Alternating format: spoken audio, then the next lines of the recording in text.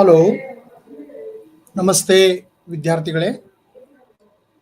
ಮತ್ತು ಇಲ್ಲಿ ನಾವು ನಮ್ಮ ಮುಂದುವರೆದ ಭಾಗವಾಗಿರ್ತಕ್ಕಂಥ BPCG 173 ಬ್ಲಾಕ್ 2 ಯೂನಿಟ್ 3ರ ಮುಂದುವರೆದ ಭಾಗವಾಗಿ ಮೆಜರ್ಮೆಂಟ್ ಆಫ್ ಸ್ಟ್ರೆಸ್, ಒತ್ತಡದ ಒಂದು ಅಳತೆ ಅಥವಾ ಒತ್ತಡದ ಒಂದು ಅಳತೆಗೋಲು ಹೇಗಿರಬೇಕು ಅಂತಕ್ಕಂಥ ಒಂದು ವಿಚಾರದ ಬಗ್ಗೆ ನಾವು ಚರ್ಚೆ ಮಾಡ್ತಾ ಹೋಗೋಣ.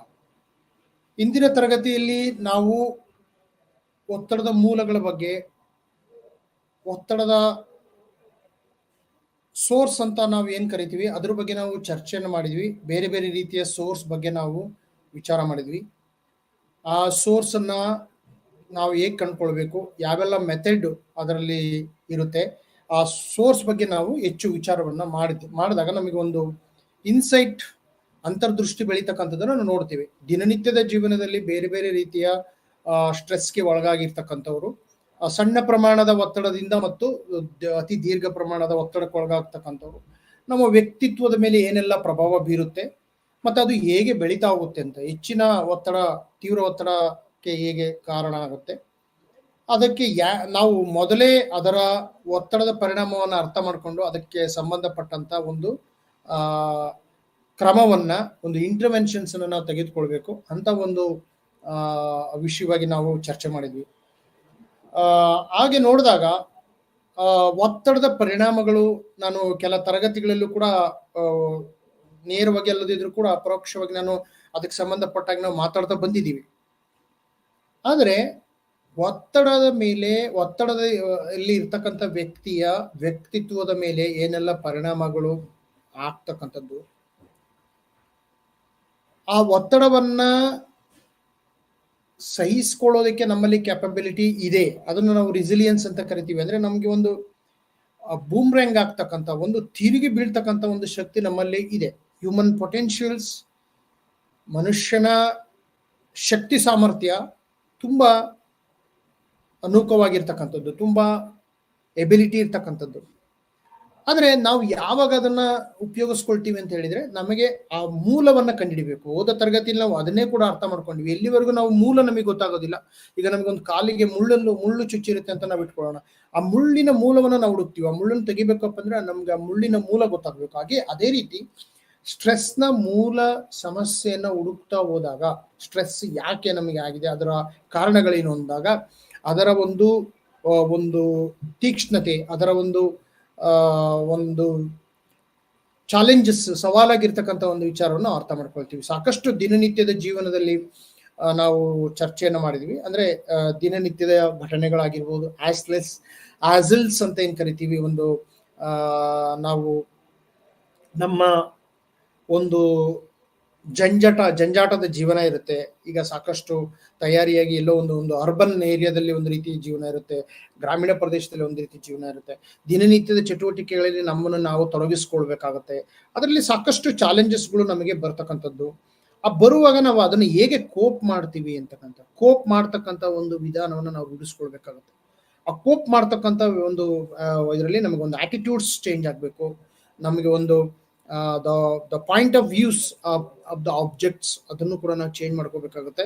ಆಮೇಲೆ ಅದನ್ನ ನೋಡ್ತಕ್ಕಂಥ ರೀತಿ ನಮಗೆ ಬದಲಾದಾಗ ನಮಗೆ ಕೆಲವು ಕೆಲಸಗಳು ಏನು ನಾವು ಕಷ್ಟ ಅನ್ಕೊಂಡಿರ್ತೀವೋ ಅದು ನಮಗೆ ಈಸಿ ಆಗ್ತಕ್ಕಂಥದ್ದು. ಅದಕ್ಕೆ ನಾವೇನ್ ಹೇಳ್ತೀವಿ ಅಂದ್ರೆ, ಈಗ ವಿದ್ಯಾರ್ಥಿಗೆ, ನಾವು ಒಂದು ವಿದ್ಯಾರ್ಥಿನ ತೆಗೆದುಕೊಳ್ಳೋದಾದ್ರೆ, ಒಂದು ಪತ್ರಿಕೆಯಲ್ಲಿ ನಾನು ಕೆಲ ದಿನಗಳ ಹಿಂದೆ ಒಂದು ವಿಷಯ ನೋಡಿದ್ದೆ. ಏನಪ್ಪಾ ಅಂತಂದ್ರೆ, ನಾವು ಕಷ್ಟವಾದ ವಿಷಯವನ್ನು ತೆಗೆದುಕೊಳ್ಳೋದಕ್ಕಿಂತ ಇಷ್ಟವಾದ ವಿಷಯವನ್ನು ತೆಗೆದುಕೊಳ್ಬೇಕು ಅಂತ. ವಿದ್ಯಾರ್ಥಿಗಳಿಗೆ ನಾವು ಯಾಕೆ ಸಬ್ಜೆಕ್ಟ್ಸ್ ನಾವು ಕೊಡ್ತೀವಿ, ಅವರಿಗೆ ಇಷ್ಟವಾಗಿದೆಯಾ ಆ ಸಬ್ಜೆಕ್ಟ್ ಅಲ್ಲಿ ಅವರು ಇಷ್ಟಪಟ್ಟು ತೆಗೆದುಕೊಂಡಾಗ ಅವರ ಆ ವಿಷಯದಲ್ಲಿ ಎಕ್ಸೆಲ್ಸ್ ಆಗ್ತಕ್ಕಂಥದ್ದನ್ನು ನೋಡ್ತೀವಿ. ವಿಷಯದಲ್ಲಿ ಎಕ್ಸೆಲ್ ಆದಾಗ ನಮಗೆ ಟೈಮಿಂಗ್ಸ್ ಅದು ತೊಂದರೆ ಆಗೋದಿಲ್ಲ, ನಮಗೆ ಹೋಮ್ವರ್ಕ್ ಮಾಡೋಕೆ ತೊಂದರೆ ಆಗೋದಿಲ್ಲ, ಅಸೈನ್ಮೆಂಟ್ ಮಾಡೋಕೆ ತೊಂದರೆ ಆಗೋದಿಲ್ಲ. ಬಿಕಾಸ್ ನಿಮ್ಗೆ ಆ ಒಂದು ಸಬ್ಜೆಕ್ಟ್ಸ್ ಬಗ್ಗೆ ಫ್ಯಾಷನ್ಸ್ ಬೆಳೆದಿದೆ. ಆ ಸಬ್ಜೆಕ್ಟ್ ಬಗ್ಗೆ ನೀವು ಬೇರೆ ಯಾರು ಹೇಳೋದ್ ಬೇಕಾಗಿಲ್ಲ, ನೀವೇ ಸ್ವತಃ ಹೋಗಿ ಆ ಕೆಲಸವನ್ನ ಮಾಡ್ತೀರಾ. ಸೊ ಹಾಗಾಗಿ ಆ ಸಬ್ಜೆಕ್ಟ್ಸ್ ಅಲ್ಲಿ ಯಾವುದೇ ಸಬ್ಜೆಕ್ಟ್ ಆಗಿರ್ಬೋದು, ದ ಮ್ಯಾಟರ್ ಈಸ್ ನೀವು ಅದರಲ್ಲಿ ಎಕ್ಸೆಲ್ ಆಗಬೇಕು ಅಂತ. ಯಾವುದೇ ವ್ಯಕ್ತಿ ಆಸಕ್ತಿ ಇಲ್ಲದ ವಿಷಯವನ್ನ ಒತ್ತಾಯವಾಗಿ ತೂರಿದಾಗ ಅವರಲ್ಲಿ ಆಟೋಮೆಟಿಕಲಿ ನಮಗೆ ಅಕಾಡೆಮಿಕಲ್ ಸ್ಟ್ರೆಸ್ ಬರ್ತಕ್ಕಂಥದ್ದು. ಇದು ಎಲ್ಲ ಕ್ಷೇತ್ರಗಳಿಗೂ ಅನ್ವಯವಾಗುತ್ತೆ. ಇದು ಒಂದು ಕ್ಷೇತ್ರಕ್ಕೆ ಅಂತಲ್ಲ, ಎಲ್ಲ ಕ್ಷೇತ್ರಗಳಿಗೂ ಅನ್ವಯವಾಗ್ತಕ್ಕಂಥದ್ದು. ಆಸಕ್ತಿನ ನಾವು ಮೂಡಿಸ್ಕೊಳ್ಬೇಕು. ವ್ಯಕ್ತಿಯಲ್ಲಿ ಆಸಕ್ತಿ ಅದು ಮೂಡಿದೆಯಾ ಅಂತೇಳಿ. ಹಾಗಾಗಿ ನಮಗೆ ದಿನನಿತ್ಯದ ಜೀವನದಲ್ಲಿ, ಜಂಜಾಟದ ಜೀವನದಲ್ಲಿ ದೊಡ್ಡ ಮಟ್ಟದ ಸ್ಟ್ರೆಸ್ಗಳಾಗಿರ್ಬೋದು, ಈಗ ಆರ್ಗನೈಸೇಷನಲ್ ಬಿಹೇವಿಯರ್ ಅಂತ ನೋಡಿದಾಗ ಯಾವುದೋ ಒಂದು ಸಮಸ್ಯೆಯಲ್ಲಿ ಒಂದು ಸಿಲುಕಿರ್ಬೋದು. ಬಹುತೇಕ ಸಂದರ್ಭಗಳನ್ನು ಆರ್ಗನೈಸೇಷನಲ್ ಬಿಹೇವಿಯರ್ ಅಲ್ಲಿ ಮಾತಾಡುವಾಗ, ಒಂದು ಸಂಘ ಸಂಸ್ಥೆಗಳಲ್ಲಿ ಮಾಡ್ತಕ್ಕಂಥ ಸಂದರ್ಭದಲ್ಲಿ ಫ್ರೆಶರ್ಸ್ ಅಂತ ಏನ್ ನಾವು ಕರಿತೀವಿ, ಫ್ರೆಶರ್ಸ್ ಹೊಸದಾಗಿ ಬಂದಿರತಕ್ಕಂಥವ್ರು, ಅನುಭವಿ ನೌಕರರು, ಅನುಭವಿ ಎಂಪ್ಲಾಯೀಸ್ಗಳು, ಎಕ್ಸ್ಪೀರಿಯನ್ಸ್ ಎಂಪ್ಲಾಯೀಸ್ ಇರ್ತಕ್ಕಂಥವ್ರು ಸರಿಯಾಗಿ ಕೋಪರೇಟ್ ಮಾಡದೇ ಇರ್ತಕ್ಕಂಥದ್ದು ನೋಡ್ತೀವಿ. ಅಥವಾ ಹೈಯರ್ ಲೆವೆಲ್ ಅಲ್ಲಿ ಸಿಇಒ ಲೆವೆಲ್ ಅಲ್ಲಿ ಕೆಳಮಟ್ಟದ ಎಂಪ್ಲಾಯೀಸ್ ನ ಹೊಸದಾಗ ಅವ್ರು ಏನ್ ತಗೊಂತಾರೆ, ಅವ್ರಿಗೆ ಯಾವ ರೀತಿ ಟ್ರೈನಿಂಗ್ ಕೊಡಬೇಕು, ಯಾವ ರೀತಿ ಇಂಡಕ್ಷನ್ಸ್ ಇರಬೇಕು, ಓರಿಯೆಂಟೇಷನ್ಸ್ ಯಾವ ರೀತಿ ಇರಬೇಕು, ವೆದರ್ ನಾವು ಸರಿಯಾಗಿ ರೀತಿ ಒಂದು ನ್ಯೂ ಕಮರ್ಸ್ ಅಲ್ಲಿ ಟ್ಯಾಲೆಂಟ್ ಇರುತ್ತೆ, ಟ್ಯಾಲೆಂಟ್ ಇದ್ದಾಗ ನಾವು ಅವ್ರನ್ನ ಉಪಯೋಗಿಸ್ಕೊಳ್ಬೇಕಾಗುತ್ತೆ. ಸಮ್ ಸಾರ್ಟ್ ಆಫ್ ಎಕ್ಸ್ಪೀರಿಯನ್ಸ್ ಅವರಿಗೆ ಯಾವ ರೀತಿ ಮಾಡಬೇಕು ಅಂತ. ಈಗ ಎಷ್ಟೋ ಜನ 10 ವರ್ಷ 20 ವರ್ಷ ಕೆಲಸ ಮಾಡಿರ್ತಾರೆ ಒಂದು ಕಂಪ್ನಿಲಿ, ಅವ್ರಿಗೆ ಸಾಕಷ್ಟು ವಿಷಯಗಳನ್ನ ತಿಳ್ಕೊಂಡಿರ್ತಾರೆ, ಅವರನ್ನ ಆ ವಿಷಯವನ್ನ ಹೇಗೆ ತರಬೇತಿ ಕೊಡ್ಬೇಕು ಅನ್ನೋದೇ ಗೊತ್ತಿರೋದಿಲ್ಲ ಎಷ್ಟೋ ಸಂದರ್ಭದಲ್ಲಿ. ನಮಗಿರ್ತಕ್ಕಂಥ ನಾಲೆಡ್ಜ್ ಇರೋದು ಅಷ್ಟೇ ಮುಖ್ಯ ಅಲ್ಲ, ನಮಗೆ ಅದನ್ನ how to utilise in the right way ಅಂತಕ್ಕಂಥದನ್ನ ಆ ಒಂದು ಎಂಪ್ಲಾಯೀಸ್ ಟ್ರೈನಿಂಗ್ ಅಲ್ಲಿ ನಾವು ಮಾಡಬೇಕಾಗುತ್ತೆ. ಬಹುತೇಕ ಸಂದರ್ಭಗಳಲ್ಲಿ ಫ್ರೆಶರ್ಸ್ ಆಗಿರ್ಬೋದು ಅಥವಾ ಸ್ವಲ್ಪ ಮಟ್ಟಿನ ಕಲಿಕೆಯಲ್ಲಿ ಹಿಂದೆ ಇರ್ತಕ್ಕಂಥವ್ರು ಬೇರೆಯವ್ರನ್ನ ಡಿಪೆಂಡೆಂಟ್ ಆಗಿ ಇರ್ತಕ್ಕಂಥ ಸಂದರ್ಭ ಇರುತ್ತೆ. ಅವಾಗ ಅವರು ನಾವೇ ಯಾಕೆ ಮಾಡಬೇಕು, ನಾವೇ ಯಾಕೆ ಹೇಳ್ಕೊಡ್ಬೇಕು ಅಂತಕ್ಕಂಥ ಒಂದು ಮನೋದೃಷ್ಟಿನ ಇಟ್ಕೊಂಡಿರ್ತಾರೆ. ಸೊ ಆವಾಗ ಏನಾಗುತ್ತೆ ಅಂದ್ರೆ ಅವರು ಪಾಪ ಒಂದು ಗಿಲ್ಟ್ ಫೀಲಿಂಗ್ ಆಗ್ತಕ್ಕಂಥದ್ದು ಅಥವಾ ಒಂದು ಕನ್ಫ್ಯೂಷನ್ಸ್ ಅಲ್ಲಿ ಇರ್ತಕ್ಕಂಥದ್ದನ್ನ ನಾವು ನೋಡ್ತೀವಿ. ಸೊ ಅಂತ ಸಂದರ್ಭದಲ್ಲಿ ನಾವ್ ಏನ್ ಮಾಡ್ಬೇಕಪ್ಪ ಅಂದ್ರೆ, there are people, good people ಅಂದ್ರೆ ಒಂದು ಅದೇನೆ ನಾವು ಅಡ್ಮಿನಿಸ್ಟ್ರೇಟಿವ್ ಮತ್ತು ಮ್ಯಾನೇಜ್ಮೆಂಟ್ ಅಲ್ಲಿ ಈ ರೀತಿಯ ಇಂಡಕ್ಷನ್ಸ್, ಓರಿಯೆಂಟೇಷನ್ ಟ್ರೈನಿಂಗ್ ಅವ್ರಿಗೆ ಹೊಸದಾಗಿ ಬಂದಿರತಕ್ಕಂಥವ್ರಿಗೆ ಏನೆಲ್ಲ ಇದು ಮಾಡಬೇಕು ಅಂತ ಒಂದು psychological aspect of organisational behaviour ಅಂತ ಕರಿತೀವಿ, ಅದನ್ನ ನಾವು ಅರ್ಥ ಮಾಡ್ಕೊಳ್ಬೇಕಾಗತ್ತೆ. That is the reason the organisations, sophisticated organisations ಯಾವಾಗಲೂ ಕೂಡ ಕನ್ಸಲ್ಟಿಂಗ್ ಸೈಕಾಲಜಿಸ್ಟ್ ಅನ್ನ ಇದು ಮಾಡ್ತಾರೆ. ಕೇವಲ HR ಅಲ್ಲಿ ನಾವು ಹ್ಯೂಮನ್ ರಿಸೋರ್ಸ್ ಅಂತಕ್ಕಂಥದ್ದನ್ನ ಮಾಡಿ ಅದನ್ನ ಆಯ್ಕೆ ಮಾಡ್ಕೊಂಡಾಗ ಸಾಧ್ಯವಾಗೋದಿಲ್ಲ. What kind of psychological aspect ನಮಗೆ ಇದೆ, ಯಾಕೆಂದ್ರೆ ಮುಂದೆ ಅವರು ಒತ್ತಡವನ್ನ, ಯಾವುದೇ ಒಬ್ಬ ಎಂಪ್ಲಾಯೀಸ್ ಒತ್ತಡದಲ್ಲಿ ಕೆಲಸ ಮಾಡಿದ್ರೆ ಅದು ಆ ಸಂಸ್ಥೆಗೆ ನಷ್ಟ ಆಗುತ್ತೆ, ಯಾಕೆಂದ್ರೆ ಈಸ್ ನಾಟ್ ಪ್ರೊಡಕ್ಟಿವ್. ನಾವು ಯಾವಾಗ ಪ್ರೊಡಕ್ಟಿವ್ ಆಗೋದಿಲ್ಲ ಅಂತ ಹೇಳಿದ್ರೆ, ನಮ್ಮಲ್ಲಿ ಒತ್ತಡ ಇದ್ರೆ ನಾವು ಪ್ರೊಡಕ್ಟಿವ್ ಆಗೋದಿಲ್ಲ, ನಮಗೆ ಕೆಲಸ ಮಾಡ್ತಕ್ಕಂಥ ಆಸಕ್ತಿ ಬೆಳೆಯೋದಿಲ್ಲ, ಅದರಲ್ಲಿ ತಲ್ಲೀನತೆ ಇರೋದಿಲ್ಲ. ಸೊ ತಲ್ಲೀನತೆ ನಮಗೆ ಬೆಳಿಬೇಕಪ್ಪ ಅಂದ್ರೆ ನಮಗೆ ಆಸಕ್ತಿಯನ್ನು ಬೆಳೆಸ್ಕೊಳ್ಬೇಕು, ಅದಕ್ಕೆ ತಕ್ಕಂಥ ತರಬೇತಿಯನ್ನು ನಾವು ಕೊಡಬೇಕಾಗುತ್ತೆ. ಸೊ ಹಾಗಾಗಿ ಹ್ಯೂಮನ್ ಪೊಟೆನ್ಷಿಯಲ್ಸ್ ನ ಉಪಯೋಗಿಸಿಕೊಳ್ಳುವಲ್ಲಿ ಕನ್ಸಲ್ಟಿಂಗ್ ದ ಸೈಕಾಲಜಿಸ್ಟ್ ತುಂಬಾ ಮುಖ್ಯ. ಈ ಎಕ್ಸ್ಟರ್ನಲ್ ಕನ್ಸಲ್ಟ್ ಆಗಿರ್ಬೋದು, ಅವ್ರ ವಿತ್ ಇನ್ ದ ಆರ್ಗನೈಸೇಷನ್ ಮನೋವಿಜ್ಞಾನಿಗಳು, psychologist, applied psychologist are giving a valuable advice. ಹೇಗೆ ನಾವು ಎಂಪ್ಲಾಯ್ಮೆಂಟ್ ಅಂದ್ರೆ ಒತ್ತಡವನ್ನು ಹೇಗೆ ಕಡಿಮೆ ಮಾಡಬೇಕು, ಒತ್ತಡ ಏಕೆ ಬರುತ್ತೆ ಅಂತ ನಾನು ಮೊದಲೇ ಈಗಲೇ ಸಾಕಷ್ಟು ಕೆಲವು ಬಾರಿಲಿ ನಾನು ಹೇಳಿದ್ದೀನಿ. ನಮಗೆ ಈ ಎಂಪ್ಲಾಯೀಸ್, ನಂಬರ್ ಆಫ್ ಎಂಪ್ಲಾಯೀಸ್ ಎಷ್ಟು ಜನ ಇದ್ದಾರೆ, ನಂಬರ್ ಆಫ್ ಡೈವರ್ಸಿಟಿ, ಬೇರೆ ಬೇರೆ ಕಲ್ಚರ್ಸ್ ಇಂದ ಬಂದಿರತಕ್ಕಂಥವ್ರು, ಮತ್ತೆ ಫ್ರೀಕ್ವೆಂಟ್ ಚೆಕಿಂಗ್ ಇರಬೇಕು, ನಮಗೆ ಒಂದು ಮಂತ್ಲಿ ಒಂದು ಚೆಕಿಂಗ್ ಅಂತ ಒಂದು ಇರಬೇಕು. ಮತ್ತೆ over all we have a feedback. ಇವತ್ತು ನಮಗೆ we don't ready to take any feedback. ನಮಗೆ ಪ್ರತಿಯೊಬ್ಬ ಎಂಪ್ಲಾಯೀಸ್, ಪ್ರತಿಯೊಬ್ಬ ಪ್ರೊಫೆಷನಲ್ಸ್ ಮಸ್ಟ್ ಹ್ಯಾವ್ ಫೀಡ್ಬ್ಯಾಕ್. ಆ ಫೀಡ್ಬ್ಯಾಕ್ ಅಂದ್ರೆ ಏನು, ನಾವು ಇವತ್ತು ಫೀಡ್ಬ್ಯಾಕ್ ತಗೊಳಕ್ಕೆ ಎದುರ್ತೀವಿ. ಅಂದ್ರೆ ಯಾವುದೇ ಒಂದು ಕಾರ್ಯಕ್ರಮಗಳಲ್ಲಿ, ದೊಡ್ಡ ದೊಡ್ಡ ಕಾನ್ಫರೆನ್ಸ್ಗಳಲ್ಲಿ we should have feedback to give the employees opinion, audience opinion ಏನ್ ನಮಗೆ, because the feedback gives you to improve yourself. ಯಾವುದೇ ಒಂದು ಕಂಪನಿ ಆಗ್ಲಿ ಅದು ಎಂಪ್ಲಾಯೀಸ್ ಇಂದ ಫೀಡ್ಬ್ಯಾಕ್ ತಗೋಬೇಕಾಗುತ್ತೆ. ನಾವೇ ಒತ್ತಡವಾಗಿ ಎಲ್ಲಾ ಕೆಲಸಗಳು, ಕೆಲವೊಂದು ಕಂಪನಿಗಳಲ್ಲಿ ನಾವೇ ಎಲ್ಲವನ್ನು ಇದು ಮಾಡ್ತೀವಿ, ಆದ್ರೆ ಎಂಪ್ಲಾಯೀಸ್ ಅನ್ನ ಏನು ಕೇಳಕ್ಕೆ ಹೋಗೋದಿಲ್ಲ ನಾವು. So employees should be taken care in such A manner. ಅವ್ರಿಗೂ ಏನೆಲ್ಲ ಪರ್ಸೆಪ್ಷನ್ಸ್ ಇದೆ, ಅವ್ರಿಗೆ ಏನೆಲ್ಲ ಡಿಮಾಂಡ್ಸ್ ಇದೆ, ಅವ್ರಿಗೆ ಏನೆಲ್ಲ ವೀಕ್ನೆಸ್ ನಮಗೆ ಅವ್ರಿಗೆ ಕಂಡು ಬರುತ್ತೆ, ಅಂಥದನ್ನು ಸರಿಪಡಿಸೋಕೆ ಫೀಡ್ಬ್ಯಾಕ್ ಅನ್ನು ನಾವು ತೆಗೆದುಕೊಳ್ಬೇಕಾಗತ್ತೆ. ಶಾಲೆಗಳಲ್ಲೂ ಆಗಿರ್ಬೋದು ಅಥವಾ ಆಫೀಸ್ಗಳಲ್ಲಿ ಆಗಿರ್ಬೋದು, ಎಲ್ಲೇ ಆಗಿರಲಿ, ನಮಗೊಂದು ಫೀಡ್ಬ್ಯಾಕ್ ಅಂತಕ್ಕಂಥದ್ದು ಬಹಳ ಮುಖ್ಯ. ಆ feedback gives very good insight in correcting our mistakes. So ಹಾಗೆ ನೋಡಿದಾಗ ಈ ಆರ್ಗನೈಸೇಷನ್ ಬಿಹೇವಿಯರ್ ಅನ್ನ ಅದರಲ್ಲೂ ತುಂಬಾ ಮುಖ್ಯವಾದಂತ ಪಾತ್ರವನ್ನ ಸ್ಟ್ರೆಸ್ ವಹಿಸುತ್ತೆ. ನಾವು ಅದನ್ನ ವರ್ಕಿಂಗ್ ಸ್ಟ್ರೆಸ್ ಅಂತ ಏನ್ ಕರಿತೀವಿ, ವರ್ಕ್ ಸ್ಟ್ರೆಸ್ ಅಥವಾ ವರ್ಕಿಂಗ್ ಸ್ಟ್ರೆಸ್ ಅಂತ, ಕೆಲಸದ ರೀತಿಯಲ್ಲಿ ಒತ್ತಡವನ್ನ ತರ್ತಕ್ಕಂಥದ್ದು. ಈಗ ನಾನು ಸಾಕಷ್ಟು ಉದಾಹರಣೆಗಳನ್ನ ಕೊಡ್ತೀನಿ. ಒಂದು ಆರ್ಗನೈಸೇಷನ್ ಅಂತ ಮಾಡಿದಾಗ ನಾವು ಈ ಕಮ್ಯುನಿಕೇಶನ್ಸ್ ಅಂತಕ್ಕಂಥದ್ದು ಬಹಳ ಮುಖ್ಯ. ಯಾಕೆ ಆರ್ಗನೈಸೇಷನ್ ಅಲ್ಲಿ ಒತ್ತಡ ಹೆಚ್ಚಾಗುತ್ತೆ ಅಂದ್ರೆ, ಆ ಒತ್ತಡವನ್ನು ನಾವು ಅಳಿಬೇಕಾಗುತ್ತೆ. ಯಾಕೆಂದ್ರೆ ಸೈಕಾಲಜಿ, ಈಗ ಅದೇ ನಾವು ಮುಂದೆ ಈಗ ಒಂದು ಇಂಟ್ರೊಡಕ್ಟರಿ ಕೊಡ್ತಾ ಇದ್ದೀನಿ ನಿಮಗೆ, ನಂತರ ನಾವು ಅಳಿತಕ್ಕಂಥ ವಿಧಾನಗಳನ್ನು ಕೂಡ ಮಾತಾಡ್ತೀನಿ. ಯಾವಾಗ ನೀವು ಅಳಿಬೇಕು ಅಂತ ಹೋಗ್ತೀರಾ, ಅದರ ಅಳತೆಯನ್ನು ತಿಳಿಯೋದಕ್ಕಿಂತ ಮುಂಚೆ ನಾವು ಅದರ ಸ್ವರೂಪವನ್ನು ತಿಳ್ಕೋಬೇಕು. ಶಾಲೆಯಲ್ಲಿ ಯಾವ ರೀತಿ ಒತ್ತಡ ಇರುತ್ತೆ, ಅಡ್ಮಿನಿಸ್ಟ್ರೇಟಿವ್ ಆಫೀಸ್ಗಳಲ್ಲಿ ಯಾವ ರೀತಿ ಒತ್ತಡ ಇರುತ್ತೆ, ಆರ್ಗನೈಸೇಷನ್ಸ್ ಅಲ್ಲಿ ಯಾವ ರೀತಿ ಒತ್ತಡ ಇರುತ್ತೆ, ಖಾಸಗಿ ಕಂಪನಿಗಳಲ್ಲಿ ಯಾವ ರೀತಿ ಇರುತ್ತೆ, ಸರ್ಕಾರಿ ಸಂಸ್ಥೆಗಳಲ್ಲಿ ಯಾವ ರೀತಿ ಒತ್ತಡ ಇರುತ್ತೆ, ವಿತಿನ್ ದ ಸರ್ಕಾರಿ ಸಂಸ್ಥೆಗಳಲ್ಲಿ ನೇಚರ್ ಆಫ್ ಆರ್ಗನೈಸೇಷನ್ ಯಾವ ರೀತಿ ಇದೆ. ಕೆಲವೊಂದು ಇಲಾಖೆಗಳು ಡಿಫೆನ್ಸ್ ಇಲಾಖೆಗಳು ಇರ್ತವೆ, ರಕ್ಷಣಾ ವ್ಯವಸ್ಥೆಯಲ್ಲಿ ಇರ್ತಕ್ಕಂಥ ಇಲಾಖೆಗಳು.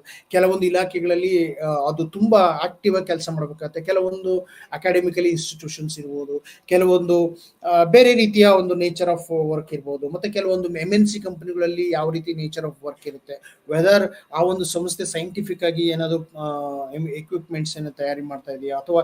ಸೊ ಈ ರೀತಿ ದ ನೇಚರ್ ಆಫ್ ವರ್ಕ್ ಅನ್ನ ನಾವು ಎಂಪ್ಲಾಯ್ಮೆಂಟ್ ಅಲ್ಲಿ ನಾವು ತೆಗೆದುಕೊಂಡಾಗ ಅಲ್ಲಿ ಹ್ಯೂಮನ್ ಪೊಟೆನ್ಷಿಯಲ್ಸ್ ಹೇಗೆ ಇಂಟರಾಕ್ಷನ್ಸ್ ಆಗ್ತಾ ಇದೆ, ಟೆಕ್ನಾಲಜಿಕಲ್ ಸೆಟ್ಟಿಂಗ್ಸ್ ಹೇಗಿದೆ, ಎನ್ವೈರನ್ಮೆಂಟಲ್ ಪರ್ಸೆಪ್ಷನ್ಸ್ ಹೇಗಿದೆ, ಎನ್ವೈರನ್ಮೆಂಟಲ್ ಡಿಸೈನ್ಸ್ ಹೇಗಿದೆ, ಇದನ್ನೆಲ್ಲ ನಾವು ಕನ್ಸಿಡರ್ ಮಾಡಿ ನೋಡಿದಾಗ so we can improve our system ಕನ್ಸಿಡರಬಲಿ. ನಾವು ತುಂಬಾ ಒಂದು ವಿಷಯಗಳನ್ನ ಚೇಂಜಸ್ ಅನ್ನ ನಾವು ತೆಗೆದುಕೊಂಡು ಬರ್ಬೋದು ಸುದೀರ್ಘವಾಗಿ. ಅದನ್ನ ನಾವು ಚರ್ಚೆ ಮಾಡಿದಾಗ ಡಿಸಿಷನ್ ತೆಗೆದುಕೊಂಡಾಗ ಆ ವಿಷಯವನ್ನ ನಾವು ಒಂದು ಹಂತಕ್ಕೆ ತೆಗೆದುಕೊಂಡು ಒಂದು ಇಂಟರ್ವೆನ್ಷನ್ಸ್ ಕೊಡ್ಬೋದು. ಸಾಕಷ್ಟು ಪಾಸಿಟಿವ್ ಆಗಿ ಬದಲಾವಣೆಗಳಾಗ್ತಕ್ಕಂಥದ್ದು ಇದರಲ್ಲಿ ಕಂಡುಬರುತ್ತೆ. ಸೊ ಹಾಗಾಗಿ ಈಗ ನಾವು ಒತ್ತಡದ ಬೇರೆ ಬೇರೆ ವಿಧಾನಗಳನ್ನು ಅಳೆದಾಗ ನಮಗೆ ಒಂದು ಅಳತೆ ಯಾಕೆ ಮಾಡಬೇಕು, ಎಷ್ಟರ ಮಟ್ಟಿಗಿದೆ. ಈಗ ನೋಡಿ, ಒಬ್ಬ ವಿದ್ಯಾರ್ಥಿಗೆ ಇರ್ತಕ್ಕಂಥ ಒತ್ತಡ ಒಬ್ಬ MNC ಕಂಪನಿಯಲ್ಲಿ ಇರ್ತಕ್ಕಂಥ ಒತ್ತಡಕ್ಕೂ ಬಹಳ ವ್ಯತ್ಯಾಸ ಇದೆ. ಒಬ್ಬ ಖಾಸಗಿ ಕಂಪನಿಯಲ್ಲಿ ಮಾಡ್ತಕ್ಕಂಥ ವ್ಯಕ್ತಿಗೂ ಮತ್ತೆ ಒಂದು ಸರ್ಕಾರಿ ಕೆಲಸದಲ್ಲಿ ಮಾಡ್ತಕ್ಕಂಥ ವ್ಯಕ್ತಿಗೂ ಬೇರೆ ಬೇರೆ ರೀತಿಯ ಒಂದು ವ್ಯತ್ಯಾಸ ಇದೆ. ಒಬ್ಬ ಬಸ್ ಕಂಡಕ್ಟರ್ ಕೆಲಸ ಮಾಡ್ತಕ್ಕಂಥವ್ನಿಗೆ ಒಬ್ಬ ಒಂದು ಶಿಕ್ಷಕರಾಗಿ ಕೆಲಸ ಮಾಡ್ತಕ್ಕಂಥ ಸ್ಟ್ರೆಸ್ ಅಲ್ಲೂ ಬೇರೆ ಬೇರೆ ರೀತಿ ಇದೆ. ಸ್ಟ್ರೆಸ್ ಎಕ್ಸಿಸ್ಟ್ ಇರುತ್ತೆ, ಆದರೆ nature of stress can varies. ಎರಡು ರೀತಿ ಬದಲಾವಣೆಯನ್ನು ಕಾಣ್ತೇವೆ. ಆರ್ಗನೈಸೇಷನ್ಸ್ ಅಲ್ಲಿ ಏನಾಗುತ್ತೆ ಅಂದ್ರೆ ಬಹುತೇಕ ಸಂದರ್ಭಗಳಲ್ಲಿ ಸಡನ್ ಆಗಿ ನಾವು ಯಾವುದೇ ಒಂದು ಶೆಡ್ಯೂಲ್ಸ್ ಅನ್ನ ಕೊಡ್ತೀವಿ. ಈಗ ಒಂದು 200 ಜನ ಕೆಲಸ ಮಾಡ್ತಿದ್ವಿ ಒಂದು ಅಕಾಡೆಮಿಕ್ ಇನ್ಸ್ಟಿಟ್ಯೂಷನ್ಸ್ ಅಲ್ಲಿ. ನಾವು ನೋಡಿದಾಗ ಸಡನ್ ಆಗಿ ಯಾವುದೋ ಒಂದು ಕೆಲಸವನ್ನ ನಾವು ಇವತ್ತು ಬೆಳಿಗ್ಗೆ ನಮ್ಗೆ ಯಾವುದೇ ಒಂದು ಇನ್ಸ್ಟ್ರಕ್ಷನ್ಸ್ ಕೊಟ್ವಿ, ನಾವು ಮಧ್ಯಾಹ್ನದೊಳಗೆ ಒಂದು ಕೆಲಸ ಮಾಡಿ ಮುಗಿಸ್ಬೇಕು ಅಂತ ಇರುತ್ತೆ. ಅವಾಗ ಅದನ್ನ ನಮಗೆ ಆ ರೀತಿ ಅನ್ಎಕ್ಸ್ಪೆಕ್ಟೆಡ್ ರೆಸ್ಪಾನ್ಸಿಬಿಲಿಟೀಸ್ ಬಂದಾಗ ಹೇಗೆ ನಾವು ಕೋಪ್ ಮಾಡಬೇಕಾಗುತ್ತೆ. ಯಾಕಂದ್ರೆ ಎಲ್ಲ ಎಂಪ್ಲಾಯೀಸ್ ಬೇರೆ ಬೇರೆ ಅವ್ರವ್ರ ಕೆಲಸಗಳಲ್ಲಿ ಇರ್ತಾರೆ. ಸೊ ವೆಲ್ ಇನ್ ಅಡ್ವಾನ್ಸ್ ಒಂದು ಇನ್ಸ್ಟಿಟ್ಯೂಷನ್ಸ್ ಅಂದ್ರೆ ವೆಲ್ ಇನ್ ಅಡ್ವಾನ್ಸ್ ಆಗಿ ಪ್ರತಿಯೊಂದು ಕೆಲಸಗಳನ್ನ space and time, proper space and time ಆಗಿ ನಮಗೊಂದು ಸಮಯಾವಕಾಶವನ್ನು ಕೊಡ್ಬೇಕಾಗುತ್ತೆ. ನಾವು ಸೈಕಾಲಜಿಲಿ ಏನ್ ಹೇಳ್ತೀವಿ ಅಂದ್ರೆ ಎಲ್ಲಾ ಕೆಲಸಗಳಿಗೂ, ಸಣ್ಣ ಕೆಲಸ ಆಗಲಿ ದೊಡ್ಡ ಕೆಲಸ ಆಗಲಿ, ಅದಕ್ಕೆ ಒಂದು ಸಮಯ ಅಂತ ಇರುತ್ತೆ, ಅದಕ್ಕೆ ಒಂದು ಇನ್ವಾಲ್ವ್ಮೆಂಟ್ ಅಂತ ಇರುತ್ತೆ ಅಂತಕ್ಕಂಥದ್ದು. ಇಲ್ಲಾಂದ್ರೆ ನಾವು there is no difference between animal and people. ನಮಗೆ ಮನುಷ್ಯರಾಗಿ ನಮಗೆ ಒಂದು ನಮ್ಮದೇ ಆದಂತ ಒಂದು ವೈಚಾರಿಕತೆ ಇದೆ, ಚಿಂತನೆ ಇದೆ. ಸೊ ಹಾಗಾಗಿ ಅದಕ್ಕೆ ನಮ್ಮನ್ನು ಬೇರ್ಪಡಿಸ್ಬೇಕಪ್ಪ ಅಂದ್ರೆ we give proper space and time to lead. ನಾವು ಏನ್ ಮಾಡ್ಬೇಕು ಅಂತಿದೀವೋ ಅದಕ್ಕೆ ಪ್ರಾಪರ್ ಟೈಮ್ ಅನ್ನ ಇನ್ವಾಲ್ವ್ಮೆಂಟ್ ಆಗಿ ಮಾಡ್ಬೇಕಾಗತ್ತೆ. ಅಂದ್ರೆ ಕಾಟಾಚಾರಕ್ಕೆ ಮಾಡ್ತಕ್ಕಂಥದ್ದು ನಮ್ಗೆ ಇನ್ನೂ ಸ್ಟ್ರೆಸ್ ಅನ್ನ ಹೆಚ್ಚು ಮಾಡಿಕೊಡುತ್ತೆ. ಅಥವಾ ಪ್ರೋಕ್ರಾಸ್ಟಿನೇಷನ್ಸ್ ಅಂತ ಹೇಳಿ, ನಾವು ಈಗ ಪ್ರೋಕ್ರಾಸ್ಟಿನೇಷನ್ ಅನ್ನ ತುಂಬಾ